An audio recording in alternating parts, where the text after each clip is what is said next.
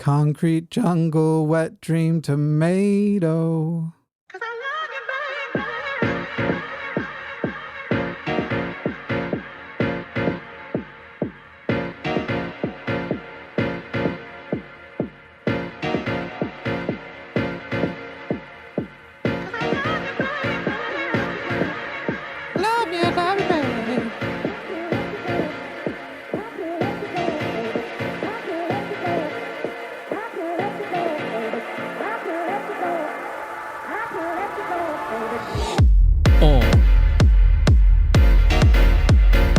How's it going, everybody?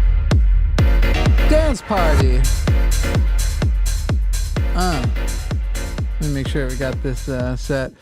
Welcome, everybody, to the Sunday Show on the line. It is August 11th, 2024, which, like, holy crap. How is it August 11th already? We are under 90 days now. I guess we'd probably be around 85-ish days until the election, I think, in America and the U.S., when we'll find out if we're just going to go full on, we're just going to give up. If we're just going to give up on a good world.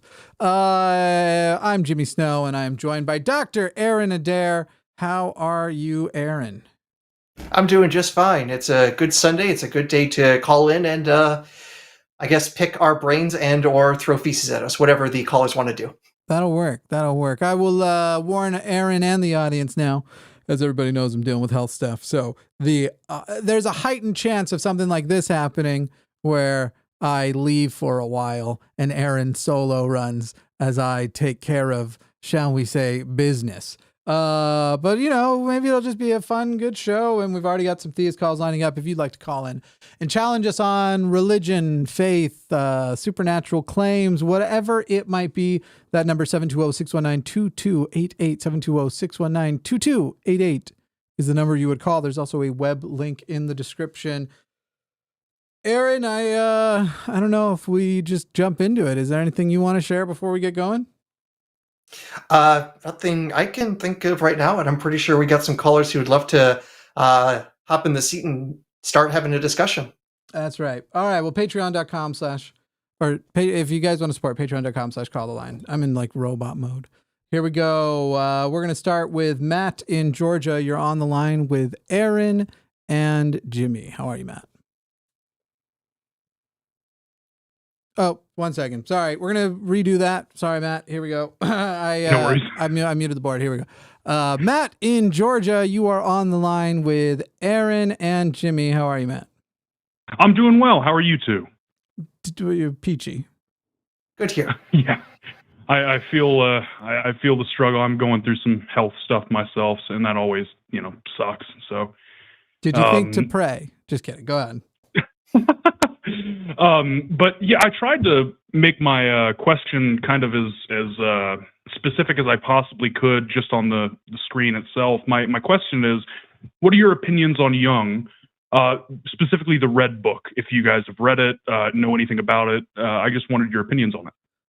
I've not read the Red Book. I have vague familiarity with Jung and his concepts of like total acceptance of individuals' darkness, and it's almost like a cynical Buddhism that he sort of has, except for that it comes from Christianity.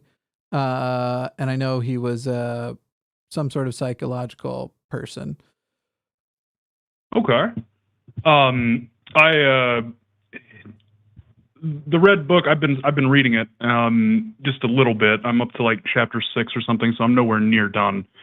But it is it's thoroughly interesting. I can't quite name really. I mean, it's about Jung and the interactions with his soul, basically, what he sees as his soul. And it almost reminds me of Dante's Inferno to an extent, with the visions he goes through and how he describes them. Doesn't he also believe in a collective unconscious and shit like that? That's part of it, yes. Yeah. I believe there are two. It's the collective unconscious and something else. I watched a video on it earlier, and I can't remember what the other one was, but it pairs with something else. Let me see if I can find that while we're talking. Yeah, but I mean, we're not going to spend too much time on it because Aron, I don't think. Have you read the book? I definitely haven't read that particular book, and most of my interactions with Jung have been indirect when reading things like Joseph Campbell, because a lot of his stuff is based on Jung's idea of archetypes.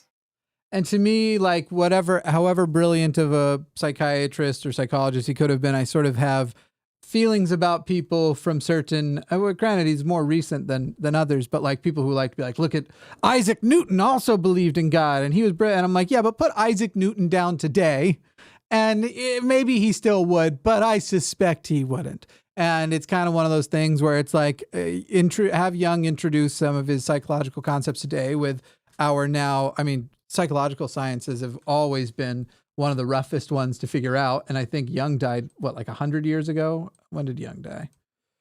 I think, yeah, at least his heyday was early 20th century. 1960s, something like that. So he died about 60 years ago and born in the 1800s, died good and old. Yeah, and also probably worth importantly noting that both Freud, Jung, and also slightly later Lacan, they didn't really do what we would call experiments. So in many ways, their psychology is, I would say, pre-scientific. It's not them actually doing the sorts of studies that are like a minimum standard to make any sort of conclusions. It's basically, you had a dream, we're going to interpret the fuck out of it and write all these books and papers about it. So it's like, yeah, it's a lot of rich anecdotes, but also it's just that, anecdotes.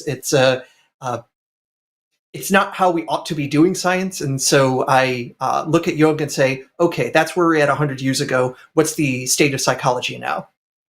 Yeah. So Matt, okay. I guess I would encourage you to just, is there a particular challenge that you would like to bring from his that you find, well, otherwise, and I don't mean to be rude as I say this, I'm putting myself to sleep talking about it. No, I understand. I totally get that. I don't want to bore you guys to death. I really, I guess, my question more so is it in your eyes, is that something that's worth studying? You know, I'm trying to get everybody's opinion. I don't care what you read, man. Study everything for all I give a shit. Study everything. Yeah, that's a good answer. I don't care.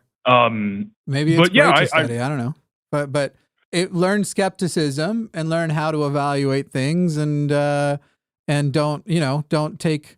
There's certainly a bias for people, especially like I've noticed when people first become readers, you also have to teach them that just because it's in a book doesn't make it true. They understand it about the internet, but there's something about reading something in a book where you're like, wow, man, guys, they put this in libraries, guys, so it's got to be. I usually go through the pre-approval process, just like we were talking before the call, that I look for the reading rainbow stamp first before I read it. That way I know it's gotten at least the LeVar Burton seal of approval. Then it's gospel. Any challenge you want to bring, it says you believe in God. I'd be curious to find out why, unless you're not ready for that today. I'm going to be totally honest with you. I'm not ready for that discussion. I'm really trying to go around and see what a lot of other people believe and kind of form my beliefs from that. And I know I do this every call, but it's a cop-out. I get it. Is it important to hear what everybody believes and pick among them, or is it important to learn how to evaluate if a belief is true and choose and then end up with a belief system that most resembles that? I'm curious which one that you find yourself employing. Sorry, could you repeat that just once? I want to make sure I can conceptualize it. Is it more important to you to hear, I'm turning up my mic because someone in chat said I'm soft, and I might be a soft boy today. I'm asking you, when you're saying you're reading what everybody believes and choosing among them, are you reading or learning what everybody believes and choosing among them? Are you going and sitting there and going, I must pick from these options, or I want to find the one that's most compelling, as in feels the best? Or is it more important to learn how to evaluate claims and determine which ones seem to actually be the most compatible with reality as opposed to the most appealing? I think is finding which claims are most compatible with reality would be the way I would go about things. Sure. I've been watching a lot of videos on the line and just kind of your past live streams, and I'm trying to learn how to be a skeptic. Basically, I'm trying to learn how to think. Good. I'm not quite there, ready to have a one-on-one discussion on, I believe God exists. You don't have sufficient evidence that God exists. But I'm getting there. I'll be there eventually. I'm very new to this. So I don't know what the timeline is on it, but took bigger steps this week to making it a reality. So you and everyone else can look forward to, because there will be a chapter based on this. I'm writing a book called The Beginner's Guide to Religious Deconstruction, and there will be an introduction to skepticism, but I hope actually that you've already figured it out by then, because it's not going to be soon. Next year, almost certainly. Yeah, no, I get what you mean. Yeah. I really appreciate the call, my friends. I appreciate the input, and I wish you the best of luck on the rest of your show. Thanks, Matt. Thanks so All right, much. take it easy. Bye.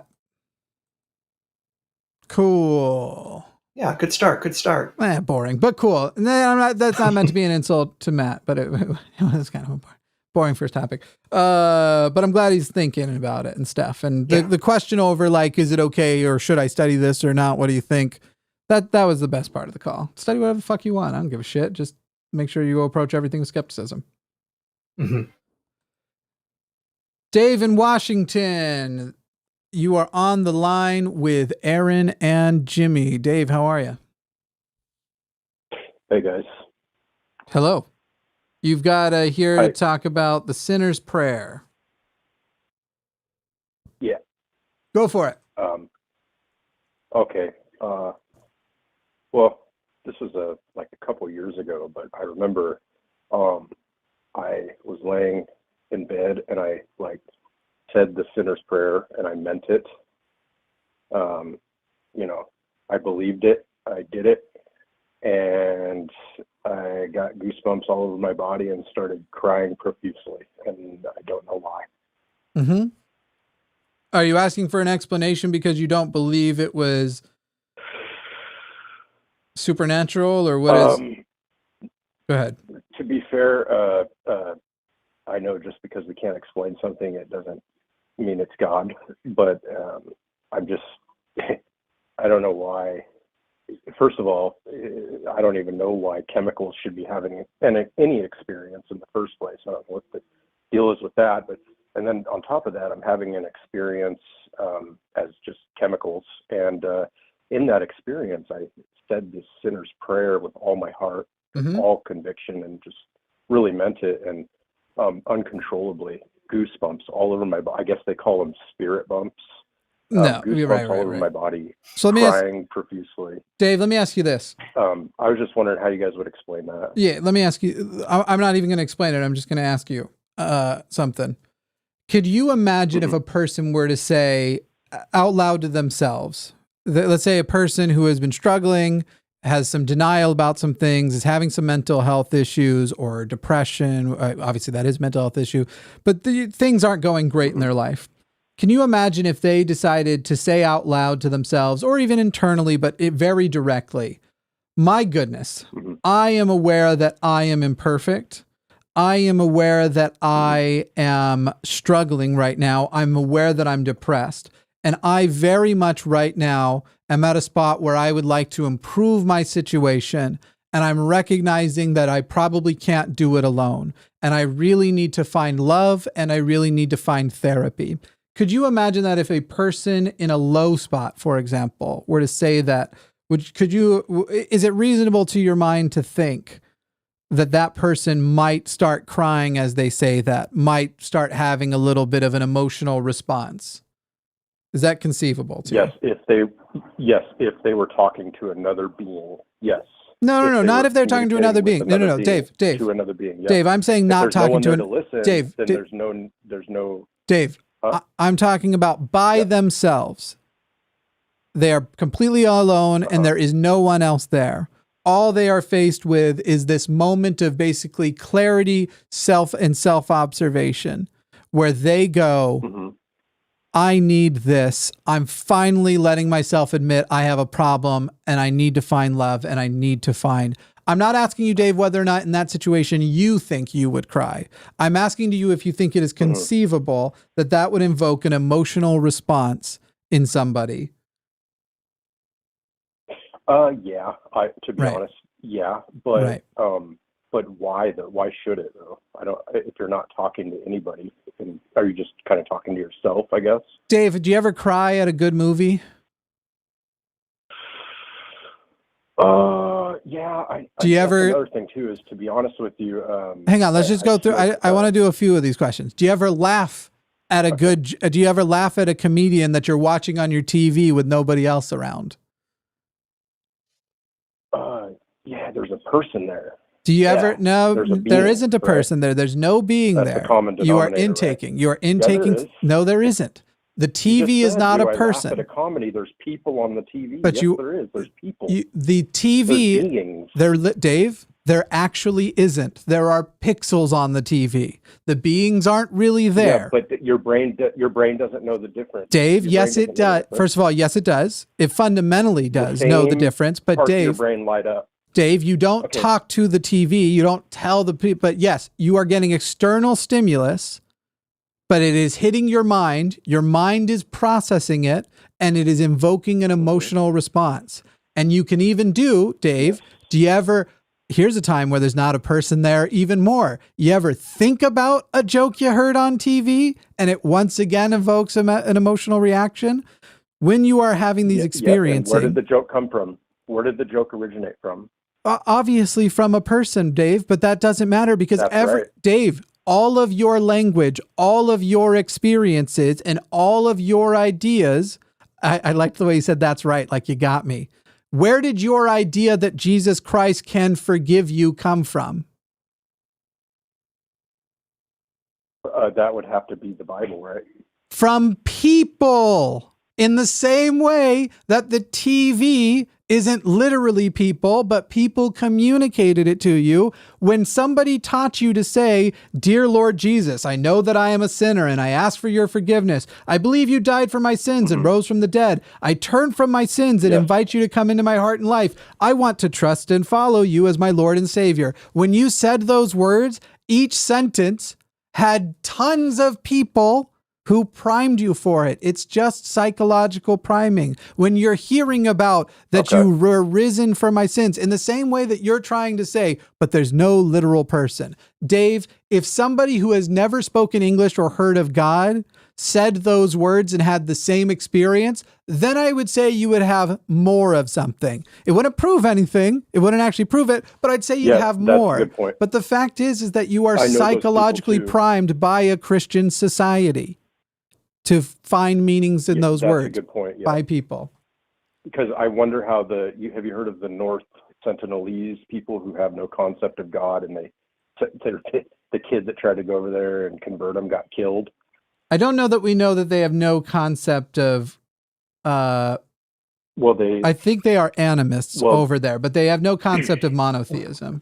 Oh, I think he actually might be mixing two different stories, because I think the story of the Christian missionary going and getting himself killed, I think that was like an island off the coast of India, and the tribe is supposed to be, I think, in Amazonia or somewhere. North I think they're the ones allegedly without a theist concept. North Sentinel Island, and you know, and there's been other stories like this where you go talk to people and they're like, "What are you talking about? Show me what you're talking about." And they can't show anything because there's no evidence. So they're like, "Well, you're full of shit," you know? Yeah, but I did verify the Sentinelese and the Amazon people, they are both animists. Okay. In the case of the Sentinelese, they pray to the sky and to the ocean. But yes, I get what you're saying. I'm just offering some clarity that it is, ironically, while monotheism takes forever to arise, there are lots of religions that tend to arise in societies given long enough, and animism is a constant early stage, as you can read about in David Fitzgerald's new books that he just released. Anyway, so Dave, I think we've already gotten to the bottom of without even saying this is for sure what happened. All I can present to you, because I can't tell you that God didn't do that, but I can tell you that lots of people in lots of religions have almost the exact same experience that you just said, but replace, the sinner's prayer with Moroni's promise, or some appeal to Allah, or some different Christian thing with an incompatible one. I can't tell you what the explanation of what happened to you for sure was, but I can tell you what I would suspect way before a supernatural explanation, which has never been demonstrated to make any sense. Anyway, I can ask you one more thing. Of course. I'm not in a rush to get rid of you. Well, it's kind of off topic, well, it's on topic, but not on this exact topic. But it's basically, I always wonder, if everything's kind of material and, which makes sense. I wonder which physical part of my brain is responsible for the fact that I'm aware that I'm aware. Who knows? I don't know. I'm not a neurologist in any way. Dave, are you a neurologist? No, sorry, not Dave. Aaron, do you know anything about neurology in this scenario?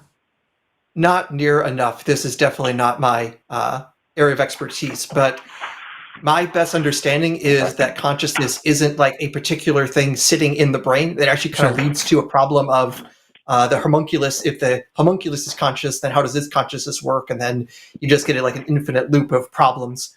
Ultimately, it looks like consciousness is just the collective result of what the brain does. And occasionally the brain focuses and notices a tiny bit of a small amount of what it does. Yeah. It even seems to me like it doesn't go that many layers deep, that you haven't engaged. So when you say I'm aware, and then you have an observation that you are aware that you're aware, the idea to me that necessarily has moved to a different part of the brain than just the part that was aware isn't at all demonstrated to me. And certainly you could just take that several layers. Also, don't drive while we're on the phone or we got to drop the call. I'm not actually moving. You heard my car, but I'm not actually moving. I'm just sitting in it. I'm not going to drive. Okay. We just got to keep you safe, man. Yeah. Yeah, no, I understand. Any other challenge you would like to bring to the yard? And we'll be like, it's better than yours. Go on. Man. I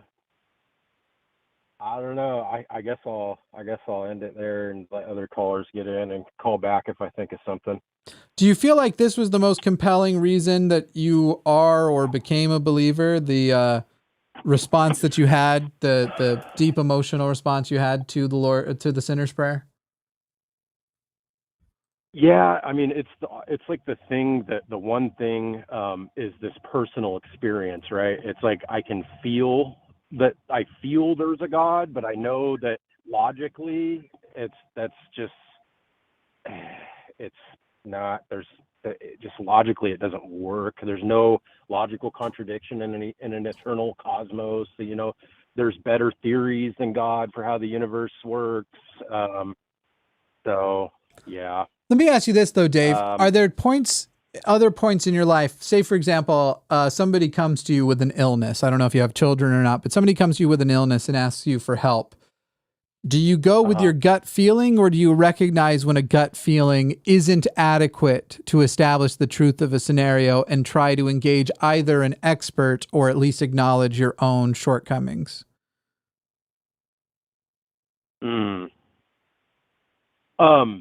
You have to go with the science. You have to go with the experts, man, because they study it and they have the degrees and they've looked into it and they know what the hell they're talking about. Sure, and this isn't as much a question about who to go with. It's a question about recognizing when something should be based on feeling. And when I think about what I should believe feelings can confirm for me, I feel like the only thing that I can think of off the top of my head would be my own psychological states, like my ability to say to somebody, I'm anxious or I'm depressed, I'm happy, I'm whatever. But as far as invoking feelings for what is correct, I can't imagine defending that ever as a basis for what is factual. I'm sorry, I just thought of something else I want to bring up that I don't think you guys are going to like, but this is another thing that makes me kind of lean towards theism. Go ahead. If you'd like to hear it. Yep. So as far as abrupt mass extinctions, the current rates of carbon dioxide emissions are accelerating, and we are dwarfing the worst abrupt mass extinction that we know of, the Permian Triassic, by orders of magnitude greater rates as far as warming the atmosphere. That causes near-term abrupt mass extinction, and if you add a bunch of carbon into the atmosphere, what you do is you create what geologists call a kind of like a fireball Earth. And it seems odd to me that the Bible kind of predicts this, right? It says the Earth will end in fire, and there's verses in Revelations like the time has come to destroy those that have destroyed the Earth. I know a lot of people are like, no, it's not what the science says, but if you actually look into this, sea surface temperatures are off the charts.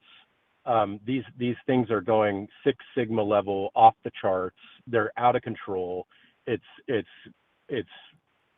clear as day Dave, to any geologist. Dave, I hear you. So I hear you. Can we make that connection or no? No. You're talking about a Bible that describes a flat Earth, or rather a disc Earth, but not a round Earth. But you like the part where it says it's going to end in fire, but you ignore the parts that are establishing something very... Hang on, Dave. Don't let me finish. I promise you'll get there. But the biggest problem is that it doesn't say climate change will happen. It doesn't say that it's going to be a result of carbon dioxide. What it says is what is very popular in lots of ancient religious myths, that there's going to be a giant fire. Sometimes it's going to be a dragon that's going to burn everything up. But you're talking about a civilization of people who the thing that could be the most catastrophic and least able for them to control was fire. And they were afraid of while also trying to control it, obviously, in smaller things. So it's a very frightening thing to extend that, again, this common mythology of everything's going to, these places will burn to the ground. The world will burn to the ground. These common mythologies, and say it is specifically referring to this thing because someone back then understood, is a common religious practice of all religions to go, hey, my vague prophecy, I now know what it's pointing to in my current times as I'm living. And I'm ignoring all of the times that like some big fire happened in New York and the preacher said, the Bible predicted this fire. New York burned down and that's part because of the sins, because look at the Bible. It is in every era, people are able to look into the Bible and go, oh, look at all these prophecies that are being fulfilled. This is so obviously the case, when in reality, that is the nature of prophecy. They only thrive on their vagueness. Aaron, did you have something you want to add to that? I'm over talking to you a little bit. Two things, just to give a concrete example from other myths, that if anything, the idea of like an end of the world in fire comes from Zoroastrianism, which is actually older than the, especially older than the New Testament and older than probably a good chunk of the Old Testament. And it includes things such as that the world will basically be devoured in molten metal. And for the good and righteous people, that will go over you and it'll feel like warm milk. While for those who are not righteous, you will be, what normally happens when molten metal starts pouring over a biological body. So if anything, your interpretation of that is going to prove the Zoroastrians right. So I think you need to get on a plane and go to Iran and join up with the group there, potentially. The ones that are conversely, if you're going to stick with Revelation, remember that book also said multiple times, behold, I come quickly. It's been 2,000 years. If that's not literal, then don't take the fire and brimstone so literal.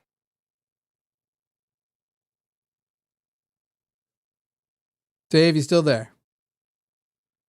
Says he's connected, but we don't hear him. Yeah. I'm here.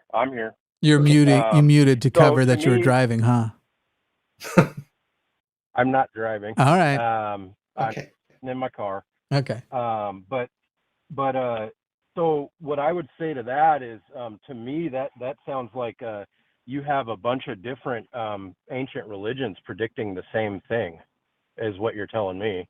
Dave, they often conflict with each other. Say, only one of them can be right, but it sounds like they're all right. It sounds like they're all predicting the same thing, which is how the Earth is going to end quickly, and this is demonstrable. So, Dave, to be clear, you then believe in a on fire right now around me. Dave, to be clear, this means that you believe in a God that tells multiple religions their religion is true and gives multiple religions prophecies, even as these have been in conflict and at war with each other for long periods of time. I would lean towards this is what's I'm originally what I said is this is what's making me lean towards theism. The three major Abrahamic religions seem to predict the same way that we're going to end this, and it's demonstrable. Isn't that because they're all based on the same root rather than they're all independently predicting the same thing? Judaism affects Christianity and both of them affect Islam. So it's like, yeah, you kind of expect them to say the same thing. Hey, all three of them mention Moses. Is that because they all independently discovered evidence of Moses, or are they all copy pasting from the same starting material? Okay. Dave, are you even familiar with how much stuff Christianity stole straight up from Zoroastrianism, and how, in fact, Judaism's theft of Zoroastrianism is sort of the motivating factor that started turning Judaism into what was back then more of a polytheistic religion to monotheism? That these are people who interacted with each other and literally took from each other. And when many of these polytheistic religions interacted with each other, they didn't actually go, wait, I've got these 12 gods and you have those 12 gods. We have to fight over which are the right 12 gods. They'd basically just take on each other's gods, and now they'd have 24. Oh, thank you for talking about these gods I didn't know about. And yet they've transitioned as it's become more tyrannical and more mandated into this monotheistic thing, which has stolen from a bunch of them. Your idea, let's go with this, Dave. You said you do accept science, right? Yeah, as a method, sure. Yeah. Okay, great. Has there ever been a global flood any time that Homo sapiens have walked the earth? So here's how I would respond to that, and I know you're not going to like this, but anything that was proven by we don't prove anything, but anything that the scientific method demonstrates is incorrect or impossible about the Bible or whatever story, I could just say, well, that was metaphorical. Great, Dave. Now let's go ahead and answer my question, because you've done the thing that theists often do and assumed you know where I was going instead of actually engaging the question, because I'm not going the direction you think I'm going. You accept science. Okay, I apologize. You accept science. How has there ever been a global flood any time that Homo sapiens have walked the earth? No, the answer to that is no. Correct. No. Correct. So that is a demonstrable fact. So, Dave, the global flood is a prophecy or quote unquote recorded history of many religions. Are the many religions just being metaphorical, or are the many religions wrong about there having been or will be a global flood? Well, it's one of those two, right? Either it's metaphorical or it's just wrong, right? And it is wrong, demonstrably incorrect. So if it is wrong, then why is it they're predicting correctly when several religions have the end of the world being burning to the ground? Why is it a correct prediction then when the several religions do the same kind of thing with the global flood? I'm sorry. Can you ask that one more time? Sure. You are saying that if several religions are making this claim, this religious claim, then they're all predicting the same thing. But when several religions have predicted in the past or recorded as recorded history this global flood from God, you are ready to reject that as wrong. So why is it when it is something in the future that you think is definitely going to happen, you say, for sure that's what it was talking about, but when they were talking about this global flood, they must have just been being wrong or metaphorical? That's a great question. Yes, it's because it exposes a double standard that I want you to think about. I'm not trying to get you. I just want you to think about it as you're assessing this as very important to you. And I might recommend, again, David Fitzgerald's books, which his new series, the series in totality is called Playing God, covers what I was talking about, the Zoroastrianism influence on Judaism, which then becomes monotheistic Christianity. And I also have to pimp out Dave's books because I'm one of the endorsers of it. So I'm infected by Dave's work. I'm blurbed in it. Well, that's right. You're right. You did as well, I guess. I'm a blurber, everybody. Anyway, go ahead. I blurb all the time. Dave, anything else? Okay, guys. Yeah. I have to drive now, but Sure. I'll think about all that. My answer to your question would be, I would just say one thing is metaphorical. The ark could be possible if they just took the DNA of the animals, and they just didn't know how to write DNA in there. But there was no global flood. I don't know how a serious grown-up can actually say that there was a global flood. It's a good point. I just don't. There's things that are demonstrably false, but there's also, or not true, I should say. But there's also things that are eerily accurate. Sure. So, Dave, we'll talk about more of that know. next time, because I think you'll find we disagree with even that assessment. But we'll talk about it more next time. Between That's now fine. and then, I want you to really consider, as you're assessing these things and saying, I want to figure out the truth, maybe consider starting at zero. Because what I hear from you, Dave, is a man who wants to start with the conclusion and try to make the things fit. And that's how you're trying to avoid the double standard you clearly engaged in. But I'm looking forward to when we talk again in the future. The reason for starting with the conclusion is because of the personal experience I explained at the beginning. Yep, which is what everybody does in all of their religions. You should definitely understand that anecdotes are the worst types of evidence. Well, yeah, we need data. We need data. But it seems a lot of people are having personal experiences, right? Of conflicting religions. Yep. Some kind of God. Yep. I had extremely, I had extremely significant. No, Theism. Dave. It leans Dave, towards a God. Dave. It doesn't mean the God is correct. Dave, incorrect. It leads toward. You can say it leads toward theism, but not a God, because not all religious traditions are themselves monotheistic. In fact, even some of the ones that claim to be monotheistic, not so much. However, to say that it's leaning toward theism, again, you should stop trying to begin with the conclusion, I want God to work, and see if there is a more naturalistic, provable explanation that fits it better, or just which one fits the best, a material explanation or a spiritual one. And I think you will find that the spiritual one isn't as strong as you think, as far as argument goes. Anyway, drive safely, Dave. Yeah, that's well said. I appreciate you guys. You guys are great. See ya. Have a good one. Thanks, bud. Thank you.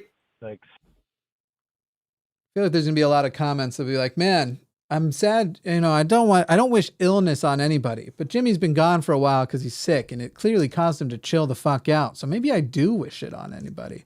I haven't gone hard at anybody yet. Do we need an adult beverage to help with that? I don't drink. I can't drink. This is my problem, man. I'm eating extremely limited, pretty healthy diet now too. Maybe that's it. Maybe I was just so loaded up with carbohydrates anymore. I had to burn it some way.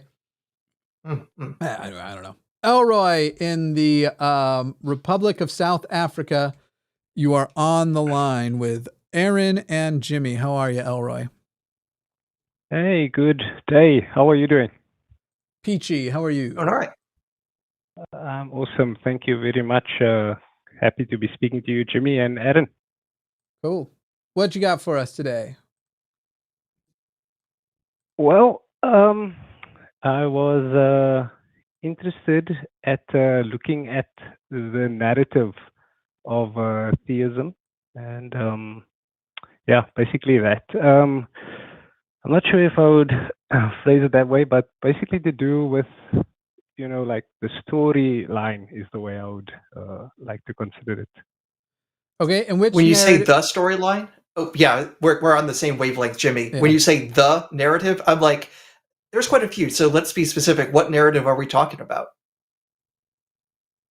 Okay, I would say, okay, I'll put it this way.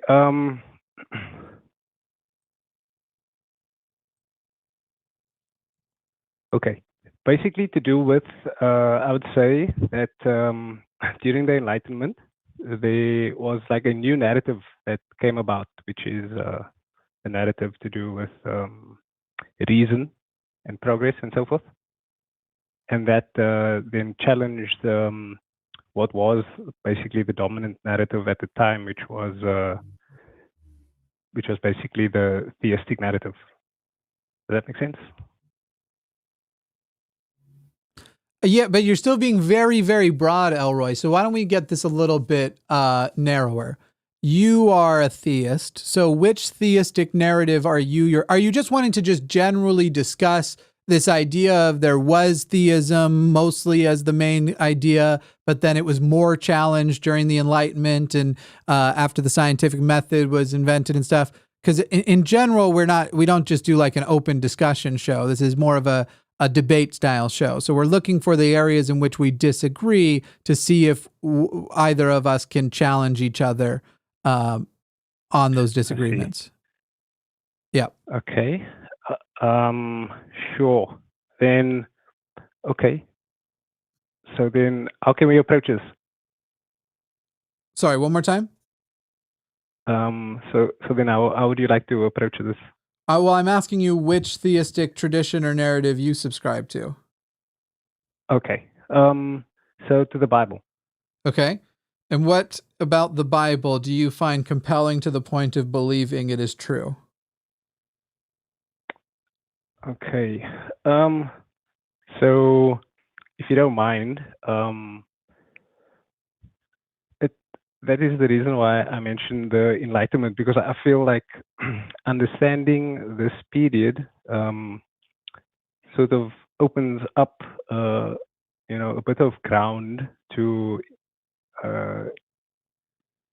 looking at the Bible, if I can put it that way, because the Enlightenment had such an effect on the way we think about things. So, for example, Jordan Peterson, he mentioned recently was speaking to Alex O'Connor, and then he said that Christians don't have a Christian metaphysics; they have Enlightenment minds, right? And so I was curious, and so I've read just like 2 books on what was written about the Enlightenment, and one of these historians, he wrote something about really all Americans ought to be interested in the Enlightenment, as our nation is Enlightenment's child. So does that help frame it a little? No, it just seems like you're just still wanting to talk about the Enlightenment, but now add an element of like what was really important for us to understand the Bible correctly was several hundred years after the Bible was written and already accepted by its believers is the most important book and fundamentally followed and led to wars and laws and governments and societies. Several hundred years later, we had to go through this thing called the Enlightenment, which is an exterior source to the Bible, which would finally put the Bible in the correct context and view. And luckily we've done that. And now Christians have Enlightenment values, not biblical values, because they all agree on the Bible and the truth in it. And so not only do I find whatever your point you're trying to make unclear, what points I seem to find inside it are incorrect. Okay.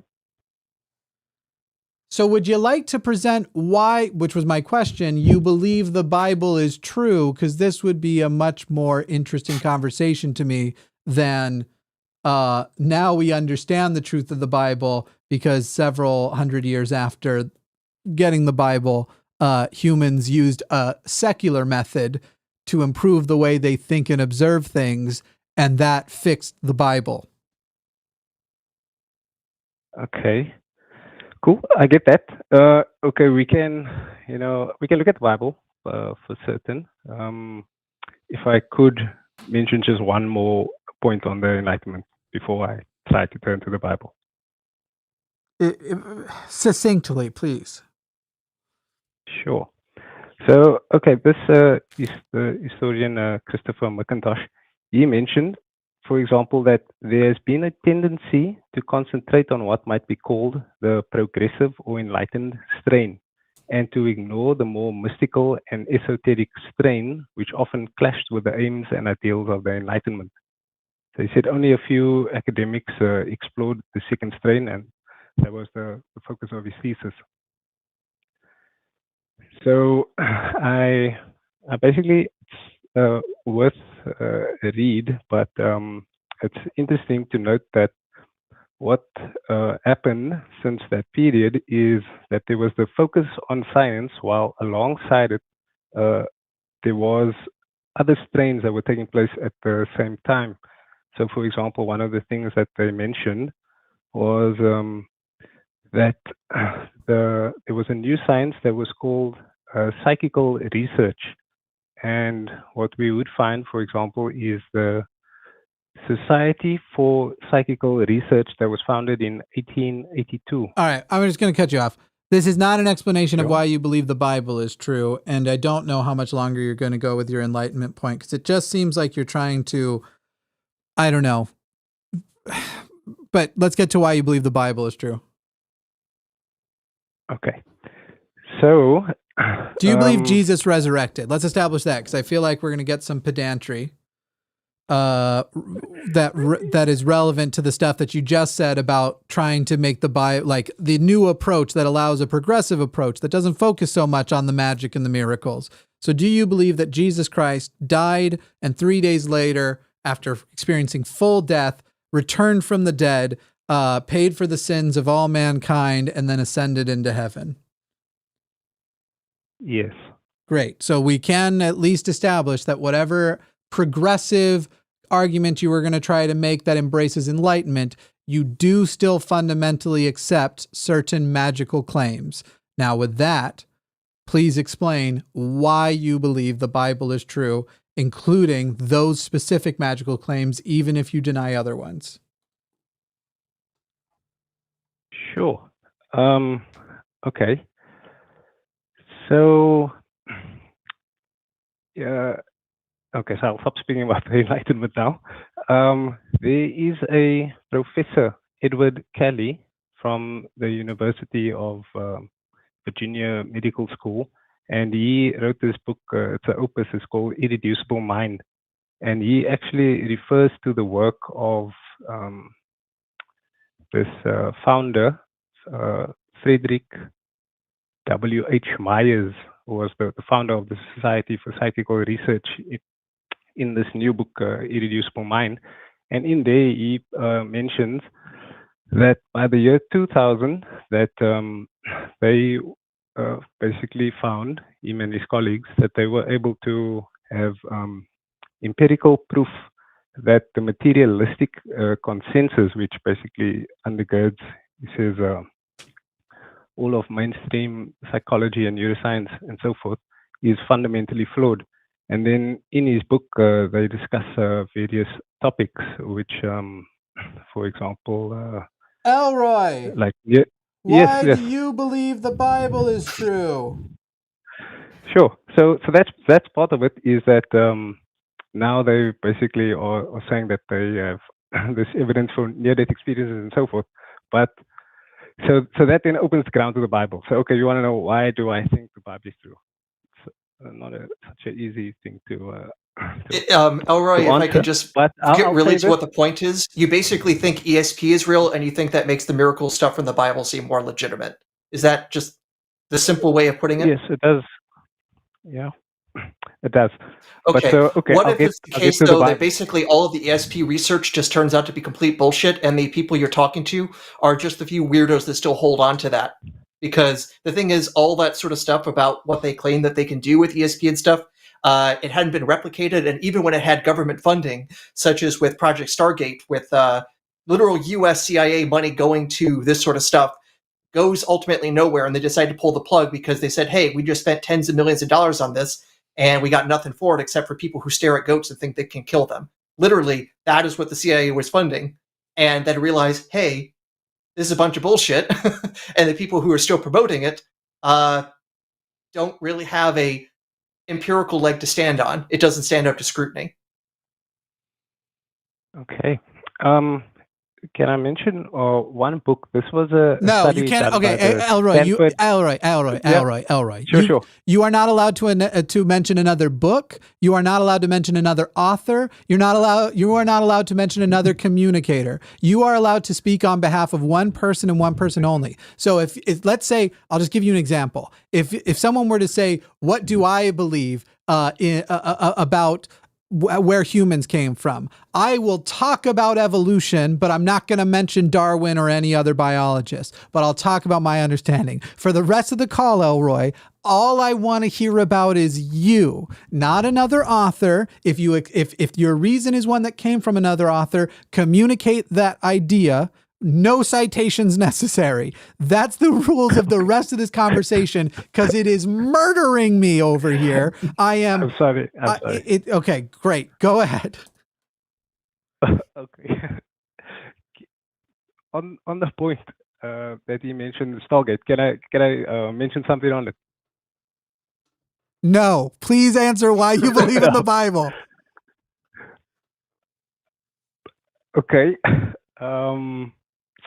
Are you sure? I think it's helpful. Like just one line, please. Okay, go. One line. Okay. The data of psychic research suggests that the reality includes parapsychical effects. The non-material. And when we try to replicate that, it falls apart. I'll give you an example. The BEM experiments from 2010, where the person said that, hey, a person who studies on an exam after taking the test will have their test score improve. That's literally what he published, and then other people try to replicate it and realize, hey, this is nothing but a bunch of BS p-hacking, which has now become such a well-known problem in psychology research. It's led to efforts to actually make the research ultimately better, because it said, hey, how did this bullshit get published? Because it's clearly nonsense, and yes, we did try to replicate it, and it didn't work. That's the level of quality stuff you have in this sort of thing. People pretty much have all the mistakes that happen in creating bad research getting amplified. It doesn't actually reproduce well, or when you do find out it reproduces well, you find out it's because people are ultimately cheating. There have been many examples also of the stuff being found to be fraudulent. I'll just give one example because it's a classic one that was run by James the Amazing Randi and a couple of his underlings, who basically went into the Stanford Research Institute, which actually wasn't really connected with the institution of Stanford, but nonetheless basically had people going in, doing magic tricks, convincing them that they had psychical powers, and then they come out and announce and said all the stuff that they just published as the research is actually us just doing standard magician tricks. That's the level of quality of evidence that you're hopping on, to basically say all of reality is completely wrong, and the physicists and the psychologists don't know what they're doing because this guy was really good at doing a card trick. Yeah, okay. My bad. I thought that the thing that I was...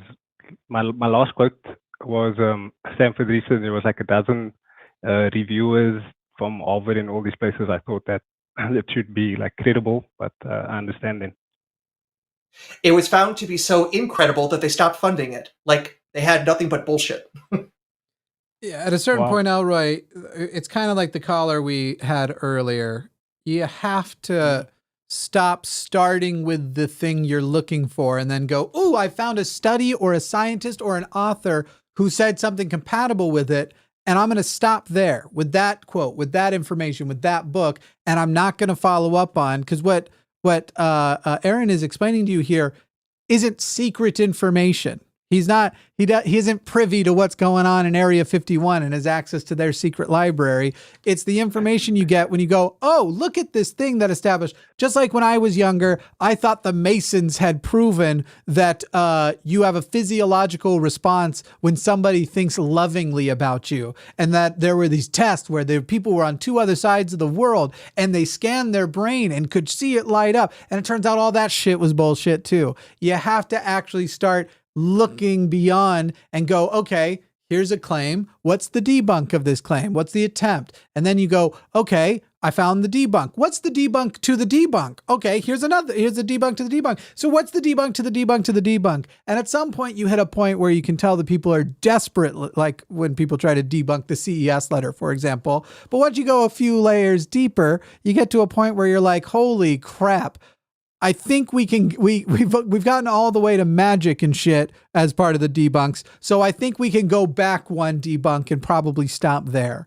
You gotta stop working in a way where you're like, and I knew you were doing this the moment you brought up Jordan Peterson, who is a fucking fraud. He has been disowned by his own community, not just community, but society of psychiatrists and psychologists. He is considered a fraud as a doctor and considered a fraud as a theologian, though in fairness, the latter is mostly by me and others, but also me.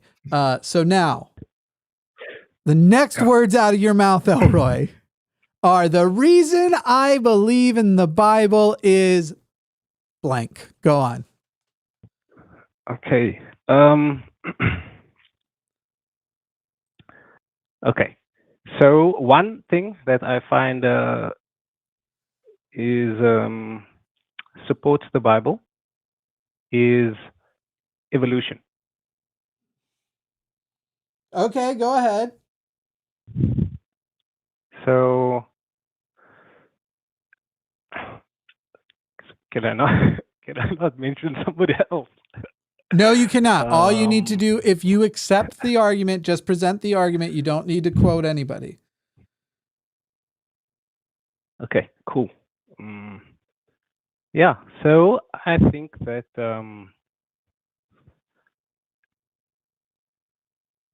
so I basically don't find, for example, a reason like basically I accept the evidence for evolution, and where do you find evolution in the Bible? Okay, so basically in Genesis it mentions a few things that not only me but I feel can be read to sort of make way for evolution. So, for example, let's pause right there for a moment, Elroy. So, can you read evolution into Genesis? Sure, because you can read anything into. The question is that there? So, let's say it's the year 1800. Did anyone read Genesis and think, oh, this is about the propagation of species by means of natural selection?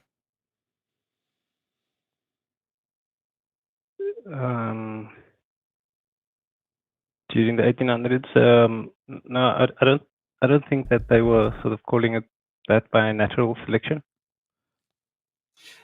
Did anyone actually read Genesis and think anything like, oh, this is anything even like what we would call natural selection? Is there anything there when you're reading Genesis 1, Genesis 2, that makes you think this is about survival of the fittest or anything else like that? Did anyone read Genesis like that in the year 1800?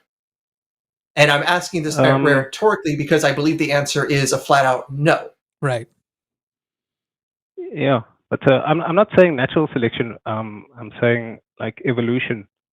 That there was a period over time that things came about.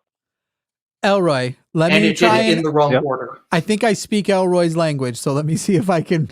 I used to be this kind of. Let me see if I can restate Aaron's question in a way that might get it to you. Cool. Did we have to independently uncover evolution and its mechanisms before we understood Genesis was referring to it? Or did Genesis actually speed along the discovery of evolution because that is what it was describing?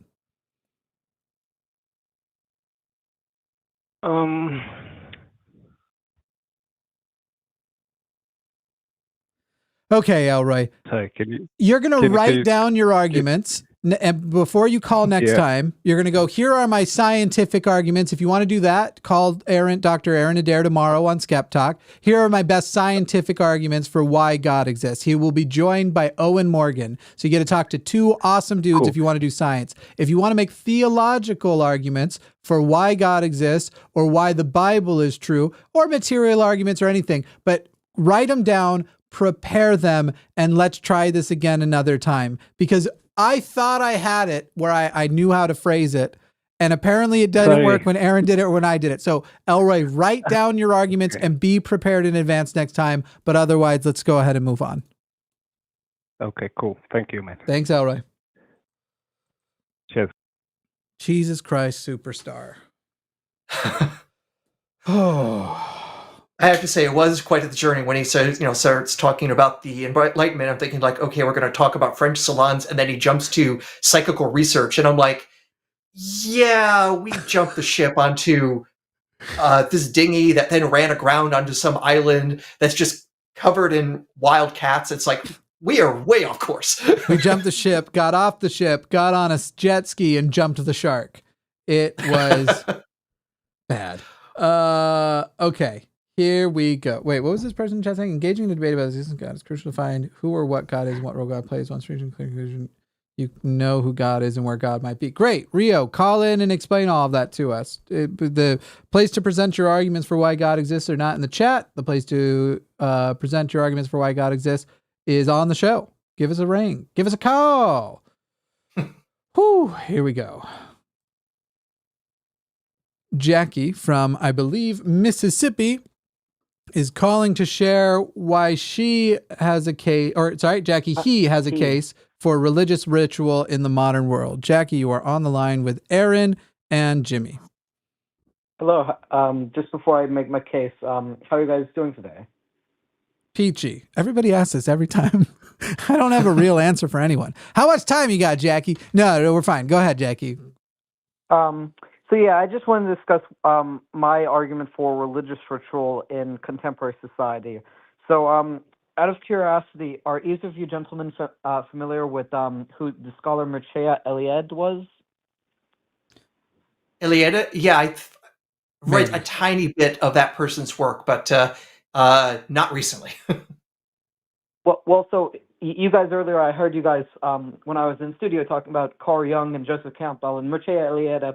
He had some differences, but he was sort of in that vein, and he was more so an anthropologist of religion and a philosopher. And basically, what he believed religious ritual is a reenactment of sacred time, and that when you do religious ritual, you're participating in a sacred and elevating it from out of the profane temporal world, if that makes sense. Okay. So like sort of a shamanic initiation into the eternal. Okay, and so you would like to be here to advocate that we should have religious rituals in the modern world, but perhaps regardless of whether or not religions are actually true. Well, define true. No, Jackie, we're not doing this. Jackie, I am trying to keep cool. And I'm trying to be okay. Don't pretend you don't know what we mean when we say true. Okay, Jackie, then call back when you find out. I'm not doing it. Bye. I don't care that you waited on hold for an hour. Define true. Are you kidding me? We're going to go to that level of philosophical pedantry, sophistry. We're just going to true. Comports with reality. And the fact that you're going to start with a Bill Clinton, well, that depends on what your definition of the word is. Fuck off. We're not doing it today. I don't know why I just turned into Nicolas Cage, but we're not doing it. I won't. Or little Keanu. We're not going to do it. Little Keanu Cage. That's all right. I'm just not doing it. I'm not doing, well, what do you mean by true? We could go down that rabbit hole, but then we basically have to have a giant tome just to prove 1 + 1 = 2, like Bertrand Russell did. Right, Let's just not. And we're going to have to do 10 minutes on, well, but you can't solve the problem of hard solipsism. So the fact that I believe in magic and fairies and leprechauns that can fart universes isn't unreasonable. And, we're not, it goes that direction or one of a few others. I'm not doing it. We'll get back to Thea's calls here in a moment. But if you do want to call in and not be pedantic as heck, and you want to acknowledge that when we're all sitting here having a conversation, we have a base understanding of what we mean by true. And to say X religion is true is to say that the claims in the religion actually occurred. Not, but if you apply the biblical concepts of forgiveness, we do find that many people end up having okay, good. They call back. that many people end up having a positive thing. Call in with your actual argument. Call in when you don't want to be pedantic and a philosophical smart boy about what we mean by is it true. That's when you call in. I'm not doing it. We've been doing some like, at least some of the earlier callers, their worst sin was that they were boring. But they weren't dishonest. Well, I mean, it depends on what you mean by dishonest. Well, just like you did with your Bill Clinton, it's like the reason you start talking that way is because if you talk straightforwardly, you're in deep shit. Right. And if you're going to begin that way, I know that you don't intend to be honest in this conversation.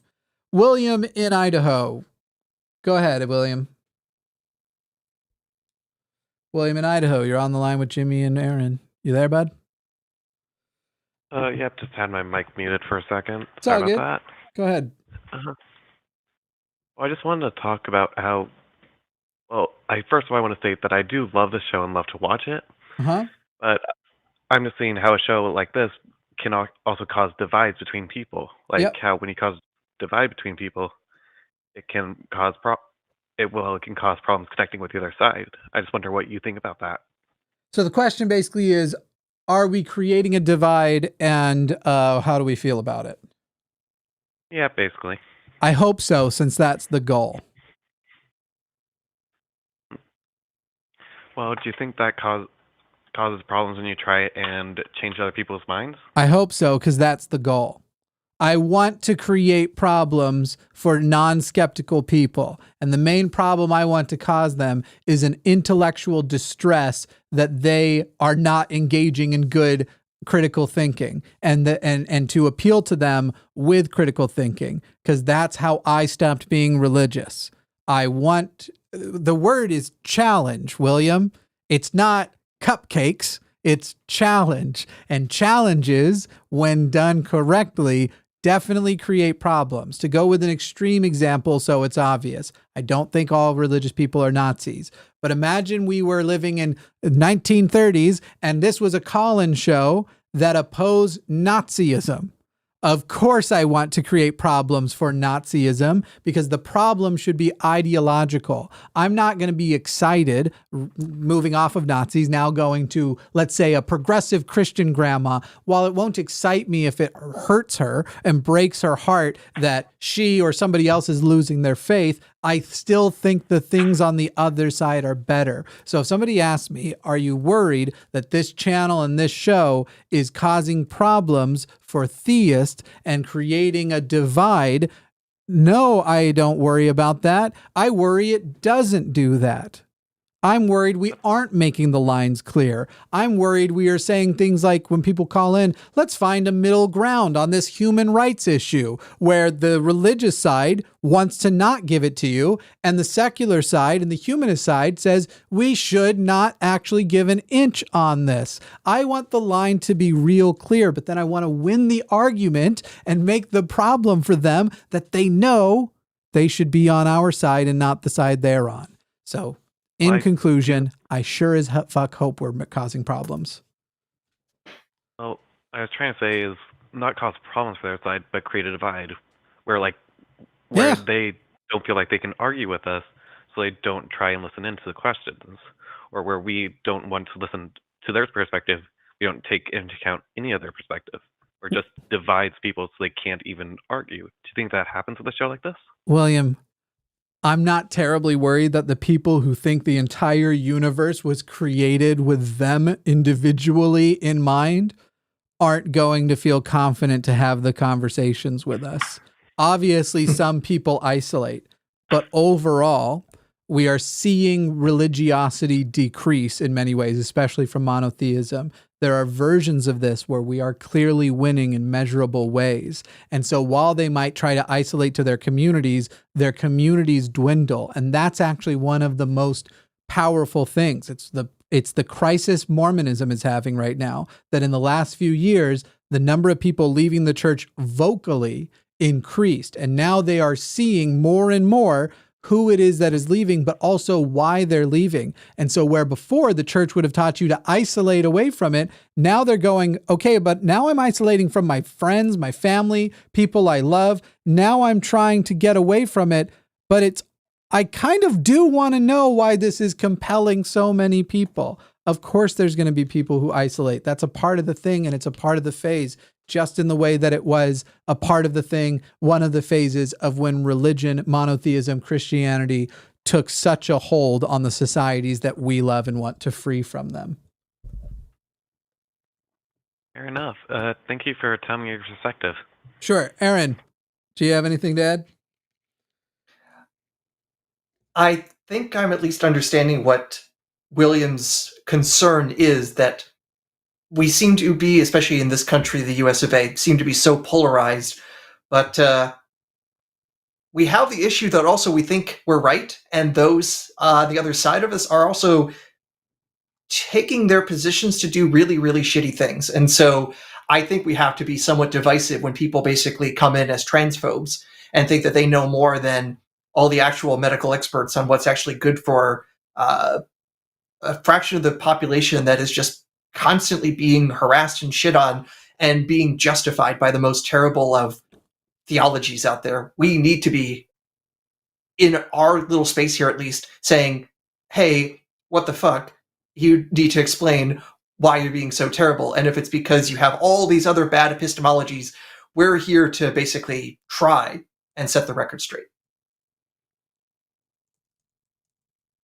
Well, that answers most of my questions. So I'm going to head out. Cool. Bye. Thanks, William. Thank you. Good stuff.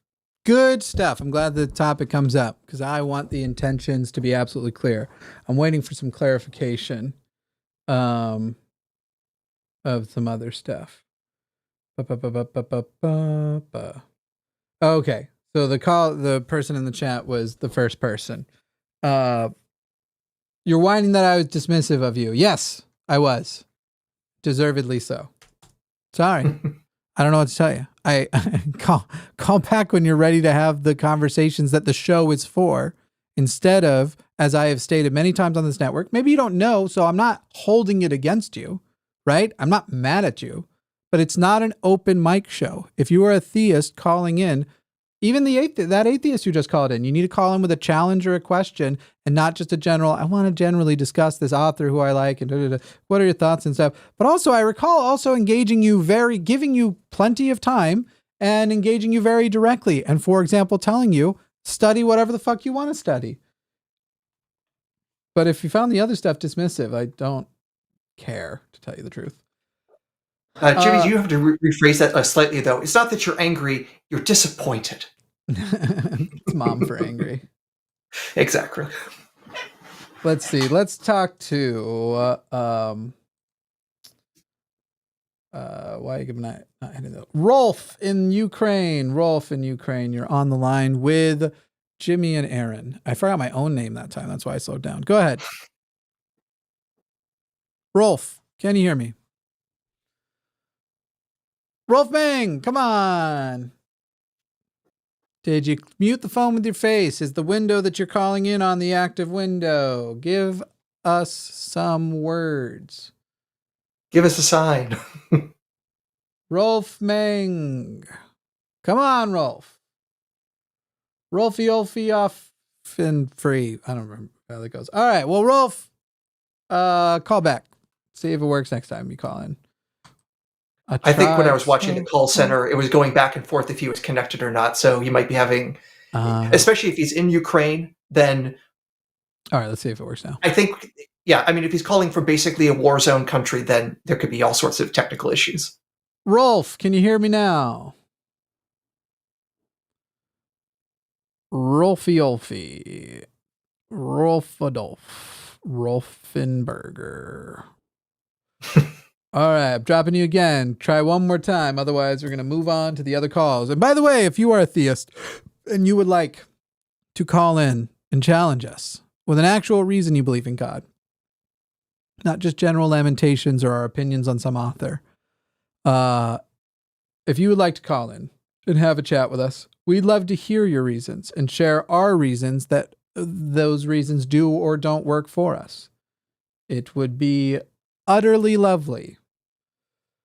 But otherwise, it looks like Rolf has given up. Oh, wait, let's try one more time. Rolf, hello, can you hear me? Rolf, still no audio. I hear you not at all. All right, we're moving on.